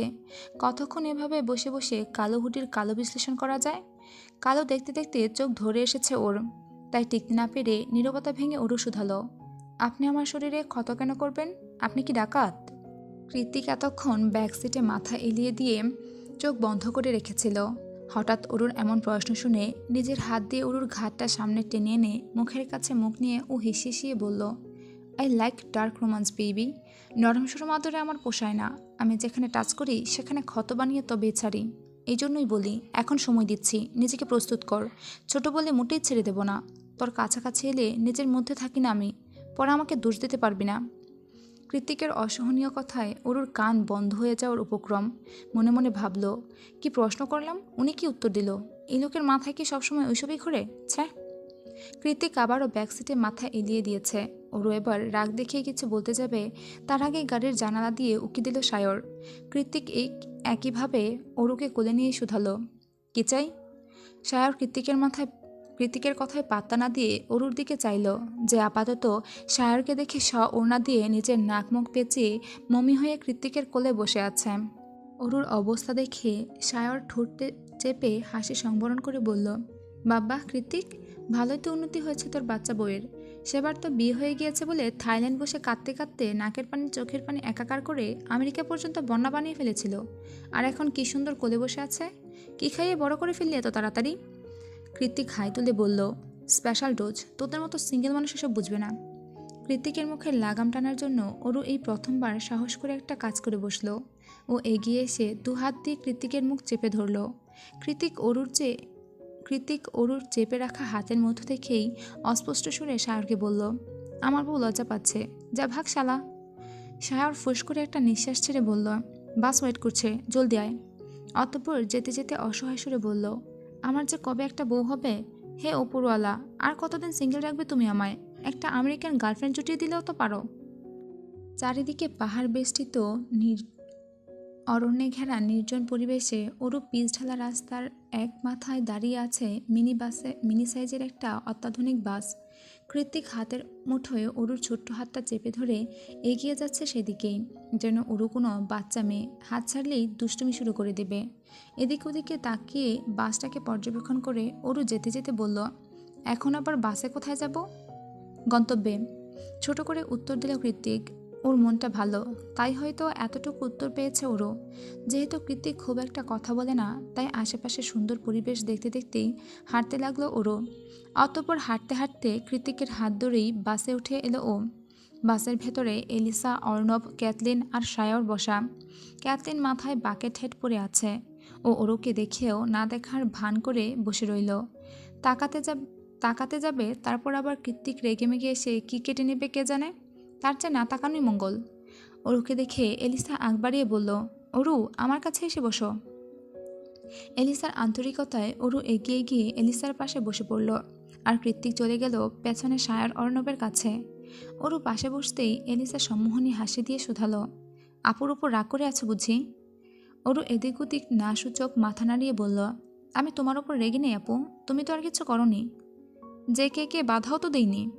এলিসার কথায় অরু এবার ঘাড় ঘুরিয়ে পেছনে কৃতিকের পানে চাইল, যে খুব গভীর মনোযোগে আইপ্যাড স্ক্রল করছে আর সায়র অর্ণবের সাথে কিছু একটা নিয়ে আলাপ করছে। তারপর পুনরায় এলিসার দিকে তাকিয়ে বলল, এখানে কারোরই কোনো হাত নেই আপু, আমি বোধহয় ওনার বুকের বাঁ পাশের পাঁজর দিয়ে তৈরি হয়েছিলাম, তাই ডেস্টিনি এড়াতে পারিনি। অরুর এমন সহজ স্বীকারোক্তিতে এলিসার ঠোঁট প্রসারিত হয় মৃদু হাসিতে। অরুর হাতটা নিজের হাতের মাঝে নিয়ে অবিশ্বাসের সুরে এলিসা বলে, তুমি কল্পনাও করতে পারবে না ও তোমার জন্য ঠিক কতটা পাগল। শুধু আমরাই জানি, তাই তো সেদিন ওর অন্যায় আবদারে বাধা দিতে পারিনি। কারণ সময়টা প্রতিকূলে ছিল না ঠিকই, কিন্তু তোমার প্রতি ওর অনুভূতিগুলো ছিল হীরের মতো স্বচ্ছ আর দিনের মতোই সত্য। He is literally obsessed with you Oru. আর সেদিন কেউ তোমার মায়ের অপারেশন বন্ধ করেনি, যে কে মিথ্যা বলে তোমাকে ভয় দেখিয়েছিল যাতে তুমি দ্রুত বিয়েতে হ্যাঁ বলে দাও। এলিসার কথার পাছে ওরও আর কিছুই বলল না। আজ ওর সামনে নতুন করে কৃতিকের আরও খানিকটা রহস্য খোলসা হলো। তার মানে কৃতিক নিজেকে যেমনটা দেখায়, কৃতিক আসলে তেমনটা নয়, পুরোপুরি ভিন্ন একটা মানুষ। ওরু যখন হিবিজিবি ভাবতে ভাবতে চুপচাপ বাইরে তাকিয়েছিল, তখনই এলিসা ওকে হটডগ এগিয়ে দিয়ে বলল, নাও এটা খাও। সকাল থেকে না খেয়ে খেয়ে খিদেয় পেট চৌচৌ করছে ওরুর। এখন খাবার দেখে খিদেটা যেন আরও দ্বিগুণ বেড়ে গিয়েছে। তাই দেরি না করে হাত বাড়িয়ে খাবারটা নিতে যাবে, তৎক্ষণাৎ পেছন থেকে এলিসাকে উদ্দেশ্য করে কৃত্তিক বলল, এলিসা, ওরুকে কিছু খাওয়াস না, ক্যাম্পিং ভ্যানে গিয়ে একেবারে খাবে। ওর এখন মাথা ঘুরছে, এখন খাওয়ালে বমি করে সারা দেশ ভাসিয়ে দেবে, তখন আবার আমার যত জ্বালা। এলিসা তাড়াতাড়ি করে খাবারটা ওরুর সামনে থেকে সরিয়ে নিয়ে উদ্বিগ্ন হয়ে বলল, ওরু, সত্যিই তোমার মাথা ঘুরছে? ওরু মেকি হেসে নিজের রাগ সংবরণ করে বলল, একটু আপু। অতঃপর কৃতিকের দিকে তাকিয়ে কটমটিয়ে বলল, আমায় মোটেই বমি করে সারা দেশ ভাসায় না। কৃতিক গভীর মনোযোগে আইপ্যাড দেখছে, সেই সাথে হটডগে কামড় বসাতে বসাতে ওরুকে বলছে, ডোন্ট টক হার্টবিট, বমি চলে আসবে। ওরু মুখে বেঞ্চি কেটে সামনে তাকিয়ে বলল, অসহ্য। জ্যোৎস্না রাতে আকাশের উপর থালার মতো চাঁদ উঠেছে। তার আশেপাশে নির্ভীক সৈন্যের ন্যায় পাহারায় দাঁড়িয়ে অগণিত তারকারাজি। চাঁদ আর তারকাদের রূপলি আলোয় ভেসে যাচ্ছে পুরো পাহাড়ের এ মাথা থেকে ও মাথা। পাহাড়ের চূড়ায় তিন তিনটে ক্যাম্পিং ভ্যান পাথরের মূর্তির মতো স্থির দাঁড়িয়ে আছে, সেগুলো কৃত্রিম আলোয় আলোকিত। ক্যাম্পিং ভ্যানগুলোর মাঝখানে যে আঙ্গিনার মতো ছোট্ট জায়গাটুকু পড়ে আছে, সেখানে ক্যাম্প ফায়ার জ্বালানো হয়েছে। সন্ধ্যা নামাতে একটু একটু হিমেল হাওয়া বইছে পাহাড়ের গায়ে। তবে এই মুহূর্তে কারোরই সেই বাসন্তিক হিমেল হাওয়াতে নজর নেই। আপাতত একযোগে সবার দৃষ্টি ধরে রেখেছে অর্ণব আর এলিসা। সবাই যখন ক্যাম্প ফায়ারের চারিদিকে গোলাকার হয়ে বসে গল্পগুজবে মেতে উঠেছিল, তখনই সবার মধ্যে থেকে অর্ণব উঠে এসে এলিসার সামনে হাঁটু গেড়ে বসে পড়ে। এলিসা অবাক হয়ে দাঁড়িয়ে গেলে অর্ণব হাতে থাকা চকচকে হিরেখচিত রিং এর বক্সটা বাড়িয়ে দেয় এলিসার পানে। ক্যাম্পিং করার নাম করে পাহাড়ে এসে অর্ণব এভাবে সারপ্রাইজ করে দেবে সেটা কল্পনাও করেনি এলিসা। অবাকের চরম সীমানায় গিয়ে মুখের ওপর হাত রেখে এলিসা বলল, কি করছিস তুই? মাথা ঠিক আছে? সবাই দেখছে তোকে। অর্ণব বলল, দেখুক, এখানে সবাই আমার ভালোবাসার পাগলামিগুলো দেখে দেখে অভ্যস্ত এলিসা। তোকে প্রথম দেখে ভালোবেসেছিলাম আমি, বলতে পারিস লাভ অ্যাট ফার্স্ট সাইট। তারপর যতগুলো বছর একসাথে বেস্ট ফ্রেন্ড হিসেবে কাটিয়েছি, তোর প্রতি ভালোবাসাটা আমার বেড়ে গিয়েছে দ্বিগুণতালে, কমেনি কখনো। তোর মনটাকে জিতে নেবার আসক্তি, তোকে আপন করে পাবার নেশাটা শরীরের নিউরনে নিউরনে ছড়িয়ে পড়েছে আমার। এখন মনে হচ্ছে এক পাখি ভালোবাসতে বাসতে তুই আমার বেধিতে পরিণত হয়েছিস, আরোগ্য বেধি। আমার এই আরোগ্য বেধি সরাতে তোকে বড্ড প্রয়োজন এলি। তুই কি পারবি না নিজেকে আমার নামে লিখে দিতে? এই মুহূর্তে আমাকে ফিরিয়ে দিলেও আমি এ জীবনে তোর পিছু ছাড়ব না, তুই এটা ভালো করেই জানিস। আর আমিও এটা যে জানি তুই আমাকে ভালোবাসিস। তাই বলছি Elisa, will you be my for a life time commitment? Elisa চুপচাপ দাঁড়িয়ে আছে, হ্যাঁ না কিছুই বলছে না দেখে অর্ণব পুনরায় বলল, এখন ফিরিয়ে দিলে অসুবিধা নেই, আমি আবার তোকে প্রপোজ করব, সমস্যা নেই। তোকে ভালোবাসতে বাসতে এমনিতেই বন্ধু মহলে নির্লজ্জ খেতাবপ্রাপ্ত আমি। অর্ণবের শেষ কথায় ডুকরে কেঁদে উঠল এলিসা। কাঁদতে কাঁদতে হেঁচকি টেনে বলল, কে বলেছে আমি তোকে ফিরিয়ে দেব? আমি কি এতটাই খারাপ যে নিজের ভালোবাসার মানুষের মন বুঝতে পারি না? অর্ণব একগাল হেসে বলল, তাহলে হাতটা দে, রিং পরাই। এলিসা তৎক্ষণাৎ নাক টেনে হাত বাড়িয়ে দিল। অর্ণব এলিসার অনামিক আঙুলে রিং পরিয়ে উঠে দাঁড়িয়ে চট করে এলিসার ঠোঁটে ঠোঁট ডোবালো। ওদের এই গভীর প্রেম নিবেদন এতক্ষণ মন দিয়ে দেখছিল ওরও। ভালোও লাগছিল এমন ভালোবাসার পূর্ণতা দেখতে, কিন্তু হঠাৎ করে এভাবে সবার সামনে এতটা অন্তরঙ্গ আলিঙ্গন দেখে সংকোচে চোখ সরিয়ে ফেলল ওরও। ওরুর কাছে ব্যাপারটা বিভ্রান্তিকর হলেও আমেরিকান কালচারে বড় হওয়া এলিসা অর্ণবের কাছে এটা ধুতভাত মাত্র। ওরু চোখ নামিয়ে মাথা নত করে চুপচাপ ঘাস ছিঁড়ছে। তখনই কোথা থেকে এগিয়ে এসে সবার আড়ালে ওকে হ্যাচকা টান মেরে ক্যাম্পিং ভ্যানের পেছনে নিয়ে গেল কৃতিক। চাঁদের নিয়ন আলোতে কৃতিকের মাদকতা মিশ্রিত চোখ দুটো দেখে অন্তরাত্মা কেঁপে উঠল ওরুর। কৃতিকের উজ্জ্বল ফর্সার চোখ মুখ সব লাল বর্ণ ধারণ করেছে। স্বাভাবিকের চেয়ে একটু দ্রুতই শ্বাস নিচ্ছে সে। কৃতিকের এমন উদ্ভ্রান্ত রূপ দেখে অরু সচকিত হয়ে শুধালো, কি হয়েছে আপনার, জ্বর এসেছে দেখি? অরু কৃতিকের কপাল ছোঁয়ার জন্য হাত বাড়ালে কৃতিক সেটাকে খপ করে ধরে বিনা বাক্যে দ্বিতীয়বারের মতো নিজের ডার্ক ব্রাউন উষ্ঠযুগল অরুর নরম তুলতুলে অধরের মাঝে ডুবিয়ে দেয়।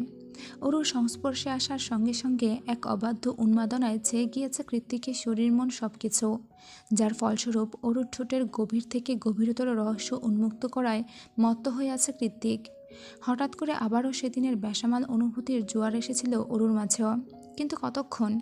এখন কৃতিকের অতিরিক্ত চাহিদা পূরণ করতে গিয়ে দম নেওয়াই দায় হয়ে উঠেছে ওর। তার উপর অবাধ্য হাতের স্পর্শ, এমন আকস্মিক আক্রমণে অরুর যখন প্রাণ যায় যায় অবস্থা, তখন কৃতিক নিজেই ছেড়ে দিল ওর অধর। একটুখানি দম নিয়ে নিঃসংকোচে হাত নিয়ে রাখলো অরুর গলায়, অতঃপর একটানে ওড়নাটা খুলে ছুঁড়ে ফেলে দিল পাহাড়ের ঢালে। এতক্ষণ যেভাবেই হোক কৃতিকের করা পাগলামিগুলো মুখ বুজে সহ্য করে নিয়েছে ওরু, কিন্তু এবার কৃতিকের অস্থিরতা আর নেশা ধরা চাহনি দেখে বেশ ভড়কে গিয়েছে ও। সেই সাথে কৃতিকের পরবর্তী পদক্ষেপ আজ করতে পেরেছে খুব ভালোভাবেই। কৃতিক এগিয়ে আসছে দেখে ভীত অরু ওর শরীর স্পর্শ করার আগেই অন্যদিকে ঘুরে সশব্দে না বলে কেঁদে উঠল অরু। একদম হুট করেই ঘটে গিয়েছে ব্যাপারটা। কৃতিক নিজের মাঝেই ছিল না, তখন কি জানি কি হয়ে গেল।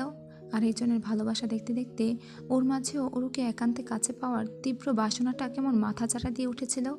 কিন্তু আচমকা এভাবে অরুর কান্নার আওয়াজ কানে ভেসে আসতেই সম্বিত ফিরে পেল কৃতিক। দু হাত দিয়ে নিজের স্টাইলিশ চুলগুলো নিজে খামচে ধরে অস্পষ্ট সুরে বলল, শিট। তারপর দু কদম এগিয়ে গিয়ে অরুকে নিজের দিকে ঘুরিয়ে বলল, কি হয়েছে, কাঁদছিস কেন, লেগেছে? অরু বিনা বাক্যে চুপচাপ চোখের জল ফেলছে দেখে কৃতিক আবারও বলল, অরু, হার্টবিট, প্লিজ কাঁদিস না। সবাই উপাসে আছে, এভাবে তোকে কাঁদতে দেখলে ওরা ভাবে আমি তোর সাথে জোর জবরদস্তি করেছি। কি হয়েছে বল আমায়, কেন কাঁদছিস? ঠোঁটে বেশি লেগেছে? ওরও ফুপিয়ে উঠে বলল, মা আপাকে মিথ্যে বলে এত দূরে এসে এই রাতের বেলা আমি কি ঠিক করেছি? মা যদি একটাবার বুঝে ফেলে আমি মিথ্যে কথা বলেছি, তাহলে আমাকে এমনভাবে কৌশলে আটকে ফেলবে যে আমি আর বাইরের জগতের মুখটাও দেখতে পারবো না। আর আপনাকে তো নাই। অরুর কথায় কৃতিক খানিকক্ষণ চুপ হয়ে রইল, তারপর গম্ভীর কণ্ঠে শুধালো, তুই আমাকে চাস কি না? অরুর পুরো মস্তিষ্ক এলোমেলো ভাবনায় ছেয়ে আছে। এই সময় এমন একটা প্রশ্নের কি মানে হয় বুঝে উঠতে পারল না অরু চুপ হয়ে আছে দেখে কৃতিক পুনরায় একই প্রশ্ন করল, তুই আমাকে চাস কি না? কি বলছেন? অরুকে মাঝখানে থামিয়ে দিয়ে কৃতিক আবারও বলল, হ্যাঁ অথবা না, এর বাইরে আরেকটা টু শব্দ শুনতে চাই না। অরু দেখল কৃতিকের একটু আগের সেই আবেগপূর্ণ প্রেম প্রেম চেহারা হুট করেই কোথাও গায়েব হয়ে গিয়েছে। চোখের মাঝে অনুভূতির ছিটেফোঁটা অবশিষ্ট নেই। এখন যা আছে তা কেবলই বংশানুক্রমে পাওয়া আভিজাত্য আর কর্তৃত্বে স্বয়ংসম্পূর্ণ ধারালো রূপ। ওরও ভয়ার্ত দৃষ্টিতে চেয়ে আছে দেখে কৃতিককে ঘুরিয়ে দাঁড় করিয়ে দিয়ে বলল, তোর হাতে 5 মিনিট সময় আছে, টেক ইউর টাইম, আমি এখানে আছি, কোথাও যাচ্ছি না। এবার কৃতিকের কথাটাকে একটু সিরিয়াসলি নিয়ে ওর সত্যি সত্যি ভাবতে বসল। সেই শুরু থেকে শেষ পর্যন্ত প্রথম দিনে সে ভুল করে কৃতিকের বিছানায় ঘুমানো, ভরা গ্যালারিতে সবার সামনে ওর ওড়না দিয়ে নিজের ঘাম মোছা, এলিসার জন্মদিনে কৃতিকের অনেকটা কাছাকাছি আসা, ওর উপর কৃতিকের বারবার অধিকার ফলানো, প্রতিবার বিপদে ঢাল হয়ে রক্ষা করা, জঙ্গলে হারিয়ে যাওয়ার পর হেলিকপ্টারে করে ওকে সেভ করা, নিজের হাত কেটে হলেও ওকে বাঁচানো, নূপুর চুলের মতো ক্ষুদ্র ক্ষুদ্র জিনিসকে যত্ন করে আগলে রেখে দেওয়া, নিখিলের সত্যিটা জানার পর ওকে সামলানো, নিজের জীবনের সাথে ওর জীবনটাকে ইচ্ছে করে জড়িয়ে ফেলা। সেদিন কৃতিকের বাড়ি ছেড়ে আসার সময় রাগের মাথায় নিজের গোপনীয় সত্যি কথাটা অজান্তে স্বীকার করে ফেলা, রাতের আধারে না ঘুমিয়ে ওকে এক নজর দেখতে আসা, আর সবশেষে এলিসার বলা কিছু চরম সত্যি। তুমি কল্পনাও করতে পারবে না ও তোমার জন্য ঠিক কতটা পাগল। হি লিটারেলি অবসেসড উইথ ইউ। হঠাৎ করেই ওর মনে হতে লাগলো প্রথম থেকে সব কিছু যেন একই সুতোই গাধা। কেবল ওরই কিছু টের পায়নি, কিছু বুঝতে পারেনি। কী করেই বা পারত? ও তো কখনো কৃতিকের ভালোবাসা খুঁজতেই যায়নি, নিজেকে বারবার বসে এসেছে কৃতিকের অপছন্দের তালিকায়। অথচ এখন মনে হচ্ছে কৃতিকের মতো করে কেউ ওকে কখনো ভালোবাসতে পারবে না, কোনোদিন না। যাই হয়ে যাক, কৃতিকের ভালোবাসাকে পায়ে ঠেলে দেওয়ার সাধ্য ওর নেই। তাছাড়া ও নিজেও তো কৃতিকের প্রেমে পড়েছে, এটা কি করে অস্বীকার করবে? Your time is over. পেছন থেকে কৃতিকের আওয়াজ ভেসে আসতেই ওর ঘাড় ঘুরিয়ে তড়িৎ বেগে বলল, আমি চাই। কি চাস? ওরও এবার ছুটে কৃত্তিকের গলা জড়িয়ে ধরে দুটো শরীরের মাঝে সমস্ত দূরত্ব ঘুচিয়ে ঝাঁপিয়ে পড়ে বলল, আমি আপনাকে চাই জেকে। কৃত্তিক একটা রহস্যময়ী হাসি দিয়ে বলল, তুই চাইলেই বাকি আর না চাইলেই বাকি, আমার হাত থেকে তোর এ জীবনে নিস্তার নেই। আমি তো কেবল তোর হৃদয়ের সুপ্ত অনুভূতিগুলোকে তরতাজা করলাম মাত্র। কৃত্তিকের কথায় কান্না দিয়ে ওরও আবার বলল, আমি আপনাকেই চাই, নিজের স্বামীরূপে আপনাকে ছাড়া অন্য কোনো পুরুষকে আমি কল্পনাও করতে পারি না, বিশ্বাস করুন। ওরও নিঃসংকোচ স্বীকারোক্তিতে কৃত্তিকের মাঝে বছরের পর বছর জ্বলতে থাকা আগুনের হলকার মাঝ দিয়ে হুট করে যেন ঠান্ডা জলের শীতল স্রোত বয়ে গেল। অবশেষে কৃত্তিকের মতো ওরও আসক্তিতে পড়েছে। এই আসক্তি যে বড্ড বেসামাল আর যন্ত্রণাদায়ক, কৃত্তিক তো হাড়ে হাড়ে জানে। এবার শুধু অরুর পালা। অরু এখনও চাপটে ধরে আছে ওকে। অরুর অন্তরঙ্গ আলিঙ্গন কৃত্তিককে ভেতর থেকে উন্মাদ করে দিচ্ছে। ও তৎক্ষণাৎ অরুকে কোলে তুলে নেয়। অরুর দুপা আটকে আছে কৃত্তিকের কোমরের দুপাশে। ওকে কোলে তুলে নিয়ে কৃত্তিক হাসকি সুরে বলল, একবার তুমি বলে ডাক। অরু ডাকল না, কৃত্তিক আর অপেক্ষাও করল না। কোলে নিয়েই ভালোবাসার পরশ এঁকে দিতে লাগলো ওর নরম ঠোঁটের মধ্যিখানে। অতঃপর যেভাবেই ধীরে ধীরে এগিয়ে যেতে লাগলো ক্যাম্পিং ভ্যানের দিকে। কিন্তু দুর্ভাগ্যবশত ভেতরে প্রবেশের আগে কৃত্তিকের ফোনটা আপন সুরে বেজে উঠল। ফোন বেজে ওঠায় এতক্ষণ ধরে একটু একটু করে তৈরি হওয়া অনুভূতির জোয়ারে হুট করে কেমন ভাটি পড়ে গেল। কৃত্তিক একটা দীর্ঘশ্বাস ছেড়ে ওরুকে ক্যাম্পিং ভ্যানে বসিয়ে দিয়ে বলল, এখানে ওয়েট কর, আমি ফোনটা পিক করে আসছি। আজ রাতে এমনিতেও ঘুম নেই তোর। ওরুকে রেখে কৃত্তিক চলে গেলে নিজের মনের অযাচিত ভাবনায় লজ্জায় রাঙা হয়ে যায় ওরু। শুকনো একটা ঢুক গিলে মুখ লোগায় নিজের দুহাতে। এই পর্যন্ত ছিল সঙ্গীন প্রণয়াসক্তি উপন্যাসের পর্ব সংখ্যা 29। সঙ্গীন প্রণয়াসক্তি লিখেছেন সুরায়া রাফা, পর্ব সংখ্যা 30। আকাশ ছুঁই ছুঁই পর্বতমালা নিম্নভাগে জ্যোৎস্না রাতের রূপুলির ঝকঝকে আলো এসে পৌঁছতে পারে না কোনো কালেই। সেথায় এখনও ঘোর অমাবস্যা বিরাজমান। চারিদিকে গুটগুটে অন্ধকার আর তমসাচ্ছন্ন। শুধুমাত্র পাহাড়ের এক কোণে গুহার মধ্যে যে গুপ্ত ঘরটা রয়েছে, সেখান থেকে জেনারেটর চালিত বৈদ্যুতিক বাল্বের নিয়ন আলোর ছটা এসে ঠেকছে নরম সবুজ কচি ঘাসের উপর। অতীব সুন্দর সেই ম্যাজিক্যাল আলো ছায়া আর ঘাসের আস্তরণে পায়া মারিয়ে তড়িৎ বেগে এদিক ওদিক পায়চারি করছে নিখিল। কপালে তার দুশ্চিন্তার গভীর ভাঁজ। শরীর ঘামে ভেজে চুপচুপা। শার্টের ওপর পরা সফেদ রঙা অ্যাপ্রনটার এথায় সেথায় শুকিয়ে যাওয়া রক্তের ছোপ ছোপ দাগ। কুচকে রাখা ছোট ছোট চোখ দুটো দেখে মনে হচ্ছে একটু আগেই কোনো অপকর্ম করে ধরা খেয়েছে সে। এদিক ওদিক পায়চারি করতে করতে দাঁত দিয়ে নখ কাটতে কাটতে এক মনে কি যেন বিড়বিড় করছে এক নাগারে।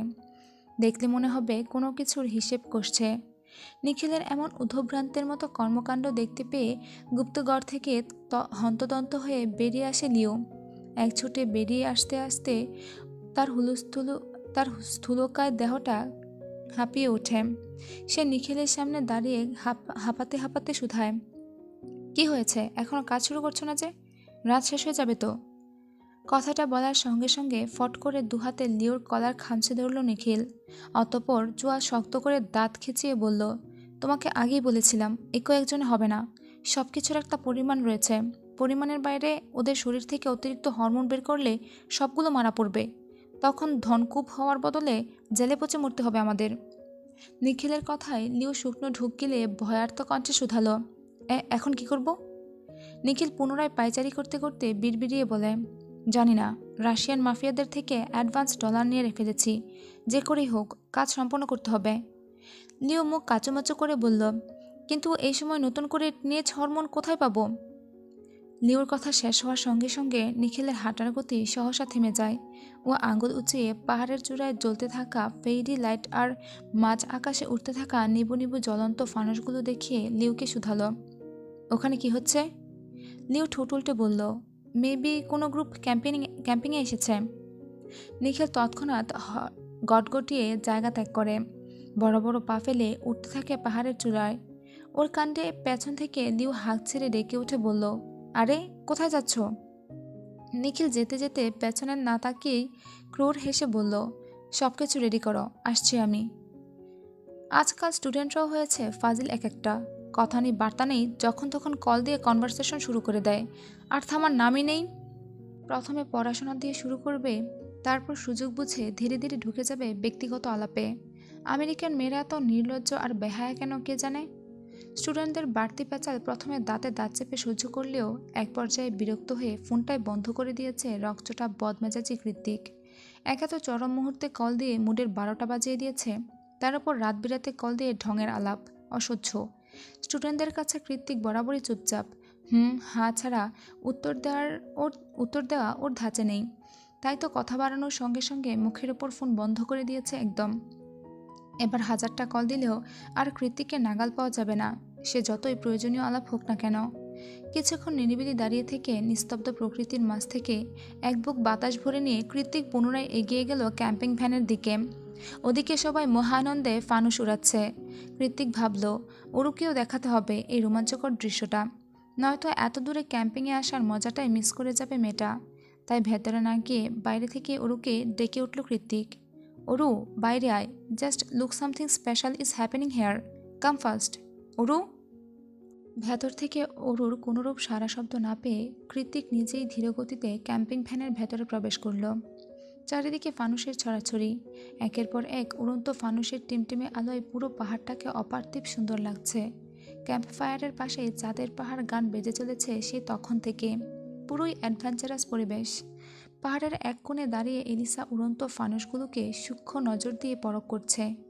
তা দেখে অর্ণব একটা ফানুস নিয়ে এগিয়ে এসে এলিসাকে উদ্দেশ্য করে বলল, এলি, ফানুস উড়াবি আয়। এলিসা তৎক্ষণাৎ এগিয়ে এসে হাস্যচোখ মাথা নাড়িয়ে অর্ণবের হাতে হাত রাখে। তারপর দুজন মিলে এগিয়ে যায় ফানুসটাকে উন্মুক্ত করে দিতে। ফানুসের মধ্যে জ্বলতে থাকা সোনালি আলোয় এলিসার হাতের হিরে খচিত আংটিটা চকচক করছে খুব। অর্ণব সেটার দিকে একবার পরখ করে ওর চোখের দিকে দৃষ্টিপাত করল। এলিসার ধূসর চোখ দুটোতেও জ্বলন্ত ফানুসের নিদারুণ প্রতিচ্ছবি বিদ্যমান। স্থির চোখে মুখে ধামাচাপা পড়ে আছে একরাশ খুশির ঝিলিক। অর্ণব সেই খুশিকে আরও খানিকটা বাড়িয়ে দিতে ওর কানের কাছে মুখ নিয়ে হিসিয়ে বলল, আই লাভ ইউ এলি, শুধু আজ বা কাল নয়, জনম জনমের ভালোবাসা তুই আমার। অর্ণবের কথার প্রতি উত্তরে এলিসাও লাজুক হেসে কিছু বলতে যাবে, তার আগেই কোথা থেকে যেন ছুটে এসে এক থাবায় সায়রের কলার টেনে ধরে দাঁতের দাঁত পিষে কৃত্তিক বলল, আমার ওরু কই। সায়র বেচারা বসে পপকর্ন চিবুতে চিবুতে অর্ণব এলিসার সিনেমাটিক প্রেম নিবেদন দেখছিল। হঠাৎ এমন অতর্কিত আক্রমণে তৎক্ষণাৎ পপকর্ন ওর গলাতে আটকে গেল। কাশি দিতে দিতে কৃত্তিককে ছাড়ানোর চেষ্টা করে কোনো মতে ফেঁসফেঁসিয়ে বলল, ছাড় ভাই, আমি সত্যিই জানি না ওরু কই। তোরা দুজন তো হুট করে একসাথে উধাও হয়ে গেলি। তোরা স্বামী স্ত্রী, তোদের প্রাইভেসির ব্যাপার আছে, ওই জন্য আর ডাকিও নি আমরা। সায়রের কথায় কৃত্তিক নিজেকে সংবরণ করে ওর কলার ছেড়ে দেয়। তখনই ওপাশ থেকে এলিসা আর অর্ণব এগিয়ে এসে শুধালো, কি হয়েছে জেকে? কৃত্তিক থমথমে মুখে এদিক ওদিক হালকা মাথা নাড়িয়ে বলল, ডোন্ট নো, ওরও কোথাও নেই। এলিসা উদ্গিন্ন সুরে বলল, কোথাও নেই মানে? ও তো তোর সাথেই ছিল। কৃত্তিক জিভ দিয়ে শুকনো অধর ভিজিয়ে চিন্তিত গলায় বলল, হ্যাঁ তখন তো ছিল। আমি নিজেই ওকে ক্যাম্পিং ভ্যানে রেখে একটা ফোন কল রিসিভ করতে একটু দূরে গিয়েছিলাম, আর তারপর। কৃত্তিক নিজের তেতো গলার অযথা স্বীকারোক্তি শেষ না করেই চট করে সায়রকে বলল, সায়র, তুই না এলিসা অর্ণবের সারপ্রাইজ মোমেন্ট ধারণ করার জন্য হিডেন ক্যামেরা সেট করেছিলি? সায়র হ্যাসূচক মাথা নাড়ালে কৃত্তিক পুনরায় বলে, কোথায় কোথায় সেট করেছিলি, সবগুলো বের কর, কুইক। এবার শুধু সায়র নয়, ওর সাথে সাথে অর্ণবও পায়ে পায়ে লাগিয়ে এগিয়ে গেল ক্যামেরাগুলো খুঁজে বের করতে। এই মুহূর্তে কৃত্তিকের মাথা ফেটে যাচ্ছে দুশ্চিন্তায়। অতিরিক্ত দুশ্চিন্তার ফলে সুকুশলী মস্তিষ্কটাও হ্যাং করছে বারংবার। রাতের আধারে এমন অচেনা অজানা পার্বত্য এলাকায় হঠাৎ করে কোথায় চলে যেতে পারে মেয়েটা, তাও কৃত্তিককে না জানিয়ে। কিছুক্ষণ আগেই তো সব কিছু কতটা মসৃণ হয়ে উঠেছিল ওদের মাঝে। ওরু বারবার বলেছিল, আমি শুধু আপনাকেই চাই, নিজ স্বামীরূপে আপনি ছাড়া অন্য কারো মুখ আমি কল্পনাও করতে পারি না। সেসব কথা ভাবলে এখনও কৃত্তিকের হৃদয়টা এক অজানা উষ্ণতায় ছেয়ে যায়। মস্তিষ্ক ঘিরে ধরে কাল্পনিক সুখের ভাবনারা। অথচ এখন এভাবে হুট করে হারিয়ে গিয়ে কেমন দুশ্চিন্তায় পাগল বানিয়ে দিচ্ছে ওকে। এটা কি ঠিক হলো? খানিকক্ষণ আগে কাটানো ভালো সময়গুলোর কথা মনে পড়তেই মুহূর্তের মধ্যে আগ্নেয়গিরির অগ্নিস্ফুলিঙ্গ ছড়িয়ে পড়ল কৃত্তিকের পুরো মস্তিষ্ক জুড়ে। ও আর চুপচাপ দাঁড়িয়ে থাকতো না, ধাপ ধাপ পা ফেলে এগিয়ে গেল ক্যামেরাগুলোর দিকে। মনিটরের স্ক্রিনে একে একে সবগুলো ক্যামেরার ভিডিও ফুটেজ চেক করা শেষ হলে শেষ ক্যামেরাতে এসে চোখ আটকালো ওদের সবার। শুধু চোখ আটকে গেল বললে ভুল হবে, রীতিমতো কাশাকাশি শুরু হয়ে গিয়েছে সবার। অরুর সাথে করা কৃত্তিকের একান্ত মুহূর্তের পাগলামিগুলো দেখে এলিসা, অর্ণব, সায়র তিনজনে কৃত্তিকের পানে অবিশ্বাসের চাহনি নিক্ষেপ করে একই সুরে বলে ওঠে, তোরা একটু আগে এসব করছিলি? সায়র বড় বড় চোখ করে ক্যামেরার দিকে তাকিয়ে বলল, হি ইজ সো ডেসপারেট, মেয়েটাকে শ্বাস নিতে পর্যন্ত দিচ্ছে না। সায়রের কথায় এলিসা, অর্ণব মুখ টিপে হেসে দিল। ওদের খিল্লি করা মজামাস্তিকে এক ধমকে থামিয়ে দিয়ে কৃত্তিক বলল, জাস্ট শাট আপ, টেনশনে আমার মাথা ফেটে যাচ্ছে। আর তোরা এখানে মজা নিচ্ছিস? তাছাড়া ওরও আমার বিয়ে করাবো, যা খুশি যেভাবে খুশি যেখানে খুশি করব, তোদের বাপের কি? ওদের তর্ক বিতর্কের মাঝেই ভিডিওর একটা জায়গাতে অর্ণব পজ করে বলল, গাইস লুক। তৎক্ষণাৎ কৃত্তিক সচকিত হয়ে এগিয়ে এসে স্ক্রিনে চোখ রাখল। অর্ণবকে সরিয়ে দিয়ে রিপিট করে ওই একই সিনটুকু বারবার টেনে টেনে দেখছে কৃত্তিক। 4 সেকেন্ডের সেই ভিডিওতে দেখা যাচ্ছে অ্যাপ্রন পরা কেউ একজন এসে অরুর সাথে হেসে কুশলাতি বিনিময়ের মতো করে কথা বলছে। অতঃপর অরু তার পেছন পেছন অন্ধকারের মধ্যে মিলিয়ে গিয়েছে। অর্ণব পাশে দাঁড়িয়ে ঠোঁট উল্টে বলল, কে হতে পারে এই অ্যাপ্রন পরা লোকটা? সায়র সহসা এগিয়ে এসে ভালো করে নজর বুলিয়ে বলল, আরে এটা তো নিখিল, অরুর ক্রাশ। অরুর বাচ্চা! অকস্মাৎ কৃত্তিকের গর্জনে কেঁপে উঠল ওরা সবাই। কৃত্তিক উঠে দাঁড়িয়ে ভ্যানের সামনে রাখা স্টুলটাকে সজোরে লাথি মেরে রাগে ধরিয়ে কাঁপতে কাঁপতে বলল, ওকে একবার খুঁজে পাই, মেরে ওর গাল ফাটিয়ে দেবো আমি, তখন সারা জীবনের মতো ক্রাশ খাওয়া ভুলে যাবে। অর্ণব এগিয়ে এসে কৃত্তিকের কাঁধে হাত রেখে বলল, ঠান্ডা মস্তিষ্কে ভাবছে কে? এটা কি আদৌ পসিবল? ওরু তো তোর সাথে এসেছিল, একটু আগে তোরা কোয়ালিটি টাইম স্পেন্ড করছিলি, তাহলে হঠাৎ করে ওরু কেন নিখিলের সাথে চলে যাবে, তাও কাউকে কিছু না জানিয়ে? তাছাড়া ওরু অ্যাডাল্ট, বিয়ের মর্ম কতটুকু সেটাও ভালো করেই বোঝে, তাও তোকে না জানিয়ে কেন যাবে? আর সবচেয়ে বড় কথা। অর্ণব কথা শেষ করার আগেই পাশ থেকে এলিসা গুরুগম্ভীর গলায় বলে উঠল, নিখিল এখানে কি করছে? অর্ণব এলিসার দিকে তাকিয়ে বুক ফুলিয়ে বলল, রাইট, এই না হলে আমার সোনা। অর্ণবের আহ্লাদি কথায় এলিসা দাঁত কিরমিরিয়ে বলে উঠল, চুপ করবি তুই, সিরিয়াস কনভারসেশন চলছে এখানে। কৃতিক ওদের কথায় কান্না দিয়ে দ্রুত নিজের ফোন বের করে লোকেশন ট্র্যাকারে ঢুকে পড়ল। সায়র শুধালো, কি করছিস? কৃতিক কিছু একটা সার্চ করতে করতে বলল, কিছুদিন আগে আমি ওরকে মোবাইল ফোন কিনে দিয়েছিলাম, সেটার লোকেশনে আমার ফোনে কানেক্ট করে রেখেছিলাম, যদি কখনো প্রয়োজন হয় সেটা ভেবে। সায়র দাঁত কটমটিয়ে বলল, সেটা আগে বলবি না? কৃতিকের এই মুহূর্তে কোনো কিছুই ঠিক নেই, চোখ দুটো ঝাপসা লাগছে অগত্যায়। আঙুলের ভাঁজে ধরে রাখা ফোনটা তরতরিয়ে কাঁপছে। ও বারবার নিজের ফোকাস ধরে রাখতে চাইছে, কিন্তু কিছুতেই পারছে না। অনবরত হাতের পিঠ দিয়ে নাকের ডগা মুছছে, কিছুই নেই তবু মুছছে। এলিসা, অর্ণব, সায়র সবাই কৃতিকের অতিরিক্ত অবসাদগ্রস্ততার কথা জানে, তার উপর ওরও মিসিং। কৃতিক নিশ্চয়ই এখন নিজের মধ্যে নেই। মাত্রাতিরিক্ত উদ্বেগে কৃতিকের বারবার ঘাড় ফোটানো আর নাকের ডগা মোছা দেখে এলিসা এগিয়ে শান্ত স্বরে শুধালো, কিছু পেলি? কোন লোকেশন? কৃতিক ভ্রুকুচকে বলল, লাস্ট লোকেশন দেখে তো এই পাহাড়েরই আশেপাশে কোনো একটা জায়গা মনে হচ্ছে। তৎক্ষণাৎ অর্ণব আর সায়র ছুটে এসে ওর হাত থেকে ফোনটা নিয়ে বলল, কই দেখি। মোবাইলের লোকেশনটা ভালো মতো পরখ করে চোখ কপালে উঠে গেল অর্ণবের। অবিশ্বাসে সুরে কৃতিককে শুধালো, এটা কি আসলেই ওর লোকেশন? কৃতিক ভ্রুকুচকে বলল, কেন, কি হয়েছে? অর্ণব শুকনো ঢুক গেলে বলল, আমার জানা মতে এই গুহাটা পরিত্যক্ত। বহু বছর আগে আমেরিকান একটা রিসার্চ টিম এখানে কিছু অবৈধ রিসার্চ চালাতো। ওরা টিনেজ ছেলেমেয়েদের হরমোন সংগ্রহ করে সেটাকে প্রসেস করে মৃতদেহের স্নায়ু সচল রাখতে ব্যবহার করত। It's a huge dangerous. পরবর্তীতে আমেরিকান গভর্নমেন্ট নজরে এলে তারা পুরোপুরি নিষেধাজ্ঞা জারি করে দেয় এই রিসার্চের ওপর। এছাড়া ওই টিমের সবাইকে শাস্তির আওতায় আনা হয়েছিল তখন। অর্ণবের কথা শেষ হতেই এলিসা চট করে বলে উঠল, ওরও তো টিনেজ, শি ইজ অনলি 18+। এলিসার কথাটা পুরোই বিস্ফোরণের মতো গিয়ে হামলে পড়ল কৃতিকের উদ্গিন্ন মস্তিষ্কে। ওর সচকিত চোখ দেখে মনে হচ্ছে ও যেন দুয়ে দুয়ে 4 মিলিয়ে ফেলেছে। দু হাতে নিজের লম্বা চুলগুলো সজোরে টেনে ধরে কিছু একটা ভেবে কৃতিক অস্ফুটান্তে বলল, Nikhil is a biological scientist. Oh no, this motherfucking bastard. ওকে আমি জ্যান্ত কবর দেবো আজ। কৃতিকের চরম ক্ষিপ্রতায় উদ্গিন্ন হয়ে ওরা তিনজন একই সুরে বলল, কে হয়েছে?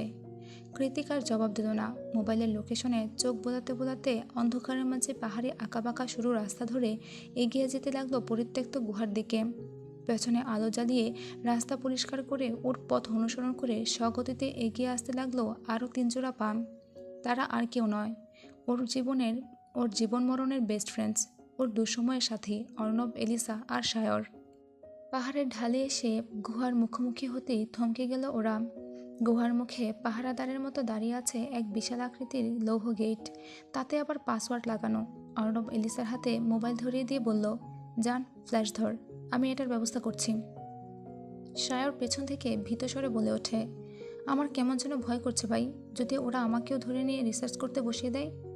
অর্ণবের পাসওয়ার্ডের গোষ্ঠী উদ্ধার করতে করতে বলল, তুই কি টিনেজ শালা? বয়স 30 পার হয়ে গেল, এখনও ভিতর ডিমই রয়ে গেলি। কৃতিক একটা দীর্ঘশ্বাস ছেড়ে বলল, তোরা প্লিজ তাড়াতাড়ি কর, দম আটকে আসছে আমার। হয়ে গিয়েছে। পাসওয়ার্ড আনলকড এর পিক পিক আওয়াজ হতেই সবাইকে ঠেলে ভেতরে চলে গেল কৃতিক। কৃতিকের পেছন পেছন ওরা তিনজনও ঢুকে পড়ল গুপ্ত ঘরে। ঘরটাতে প্রবেশ করার সঙ্গে সঙ্গে একটা উটকো গন্ধ চোখ মুখ কুঁচকে এলো ওদের সবার। শুধুমাত্র কৃতিকেরই কিছুতে কিছু হচ্ছে না। ও হন্তদন্ত হয়ে উতভ্রান্তের মতো চারিদিক হাতড়ে বেড়াচ্ছে। বাইরে থেকে জায়গাটাকে যতটা অন্ধকার আর ভুতুড়ে লাগছিল, ভেতরে তেমন কিছুই নয়। বাল্বের আলোয় চারিদিক ফকফকে পরিষ্কার। রুমের মধ্যে যত্রতত্র বিভিন্ন মেশিন আর কেমিক্যালের শিশি দিয়ে পরিপূর্ণ। কৃতিকের অবশ্য এত কিছুতে নজর নেই। ও একটা একটা করে পর্দা, সেলফ, মেশিন সব কিছু তছনছ করে ওরুকে খুঁজছে। খুঁজতে খুঁজতে ভেতরের রুমে ঢুকতেই সেই উৎকো গন্ধটা যেন দ্বিগুণ বেড়ে গেল এবার। মনে হচ্ছে এক্ষুনি গলা দিয়ে খাবার উকড়ে আসবে। কৃতিক কোনো কিছু থেকে তোয়াক্কা না করে সামনে এগিয়ে যায়। ভেতরের দিকে এগিয়ে গিয়ে চারিদিকে চোখ বোলাতেই দেখতে পায় কিছু কাচের তৈরি কফিন, যেগুলোতে স্বচ্ছ পানি দিয়ে ভর্তি। তার মধ্যে ভাসছে অল্প বয়স্কা মেয়েদের দেহগুলো। এক একটা কফিনে এক একটা মেয়ে। পানির মধ্যে ভাসমান মেয়েগুলোকে দেখতে কি ভয়ানকই লাগছে। আচ্ছা, এদের মধ্যে অরু নেই তো? প্রশ্নটা মাথায় আসতেই কৃতিক হকচকিয়ে ছুটে এসে প্রত্যেকটা কফিন চেক করতে শুরু করলো, কিন্তু না, একটাতেও অরু নেই। স্বচ্ছ কাচের কফিনগুলো চেক করতে করতেই ওর কানে ভেসে এলো অস্পষ্ট এক গুঙ্গানের আওয়াজ।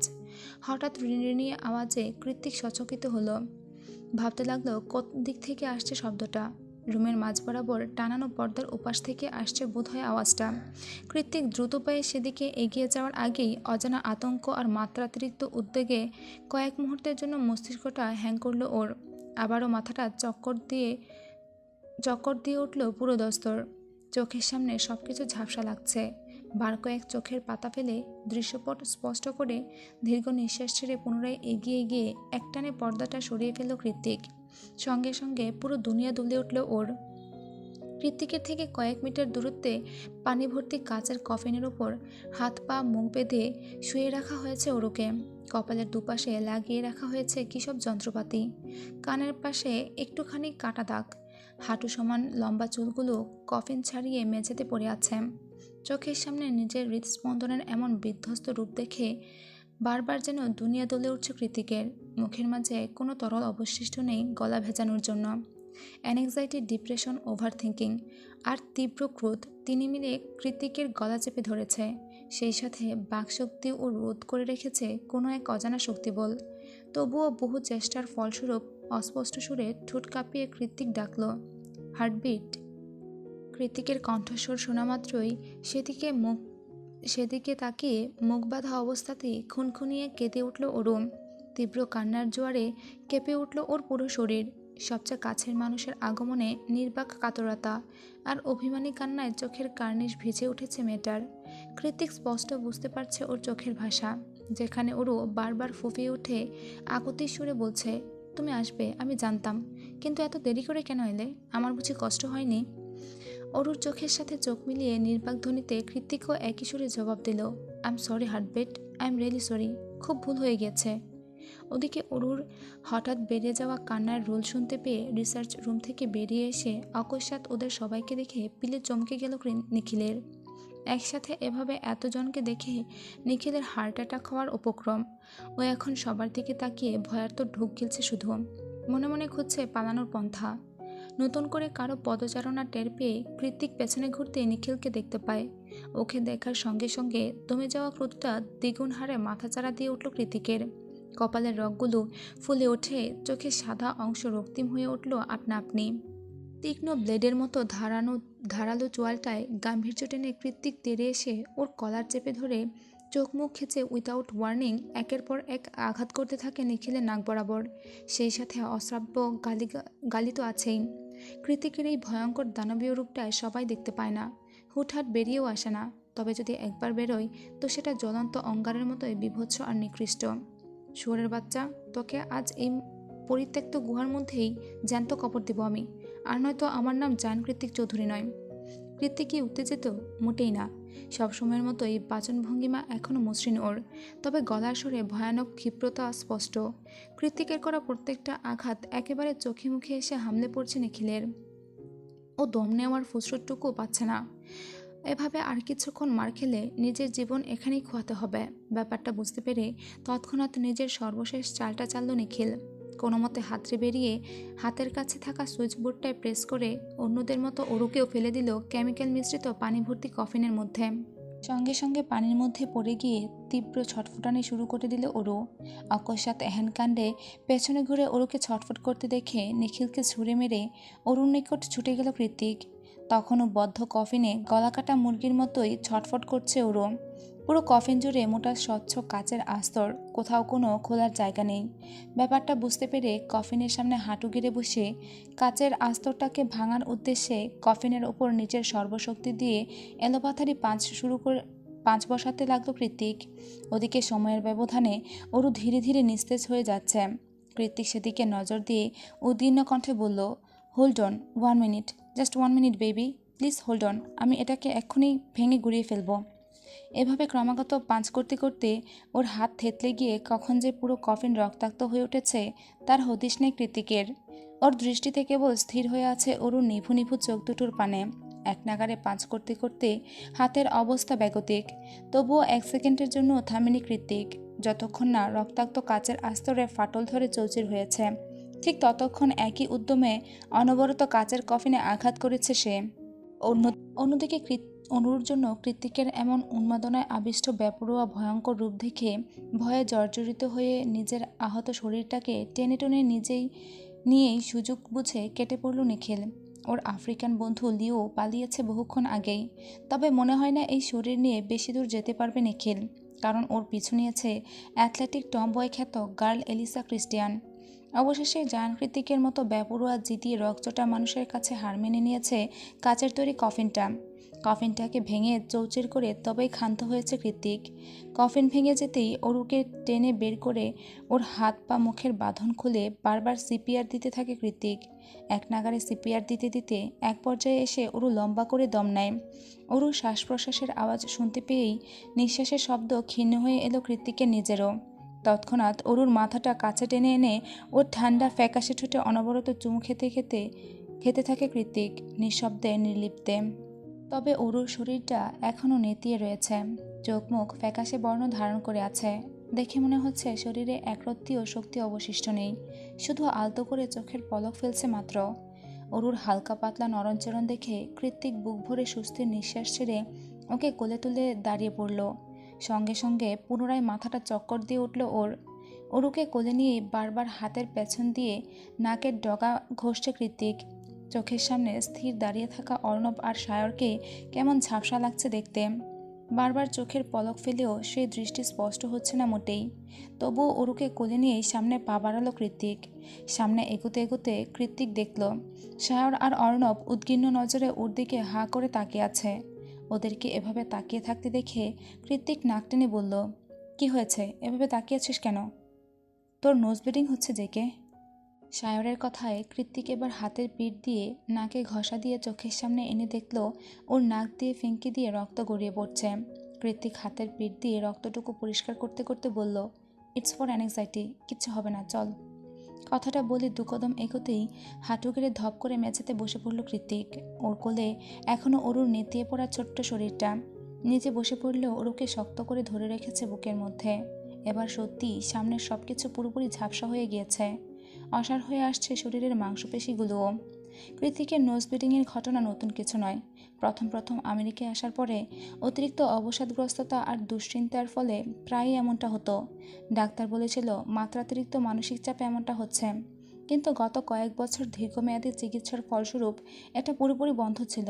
অথচ আজ অরুর এইটুকু বিপদে এত বছর ধরে একটু একটু করে উন্নতি করা কৃত্তিকের মানসিক স্বাস্থ্যে ধস নেমে এলো মুহূর্তেই। তাহলে কৃত্তিক আদতে কতটা ডেসপারেট ওর এইটুকু হাঁটুর বয়সী সৎবোনের জন্য? এ কেমন প্রেম আর কেমন আসক্তি, সেটাই আপাতত দাঁড়িয়ে দাঁড়িয়ে ভাবছে অর্ণব আর সায়র। কৃত্তিক হাঁটু গেড়ে বসে নাক থেকে গড়িয়ে পড়া রক্তগুলো হুডির হাতায় মুছতে মুছতে অস্পষ্ট সুরে বলল, অর্ণব, আমি বোধহয় সেন্সলেস হয়ে পড়ব। তুই অরুকে কোলে নে, প্রাইমারি ট্রিটমেন্ট দিয়ে ওকে সেফলি বাসায় পৌঁছে দিবি। আর সায়র, তুই ভুলেও অরুকে টাচ করবি না। জ্ঞান ফিরে আমি যদি শুনেছি তুই অরুকে টাচ করেছিস, তাহলে তুই আর এ জীবনে বাচ্চার বাপ হতে পারবি না। সেই ব্যবস্থা আমি নিজ হাতে করব। সায়র একটা দীর্ঘ নিঃশ্বাস ছেড়ে বলল, টাচ করবো না তোর অরুকে, কিন্তু অ্যাটলিস্ট তোকে তো ধরতে দে, পড়ে যাচ্ছিস তুই। কৃত্তিক সে কথা আদৌ শুনেছি কি শুনেনি কে জানে। এই পর্যন্তই ছিল সঙ্গীন প্রণয়াসক্তি উপন্যাসের 30 নম্বর পর্ব। আজ এই পর্যন্তই। এখানে রাগের তীব্রতা বোঝানোর জন্য আমি কিছু গালি ব্যবহার করেছি, দয়া করে কেউ কিছু মনে করবেন না। আর কোনো ভুল ত্রুটি থাকলে অবশ্যই ক্ষমার দৃষ্টিতে দেখবেন। পরবর্তী পর্বে আবার দেখা হচ্ছে। ততক্ষণ পর্যন্ত সুস্থ থাকবেন, ভালো থাকবেন। আল্লাহ হাফেজ।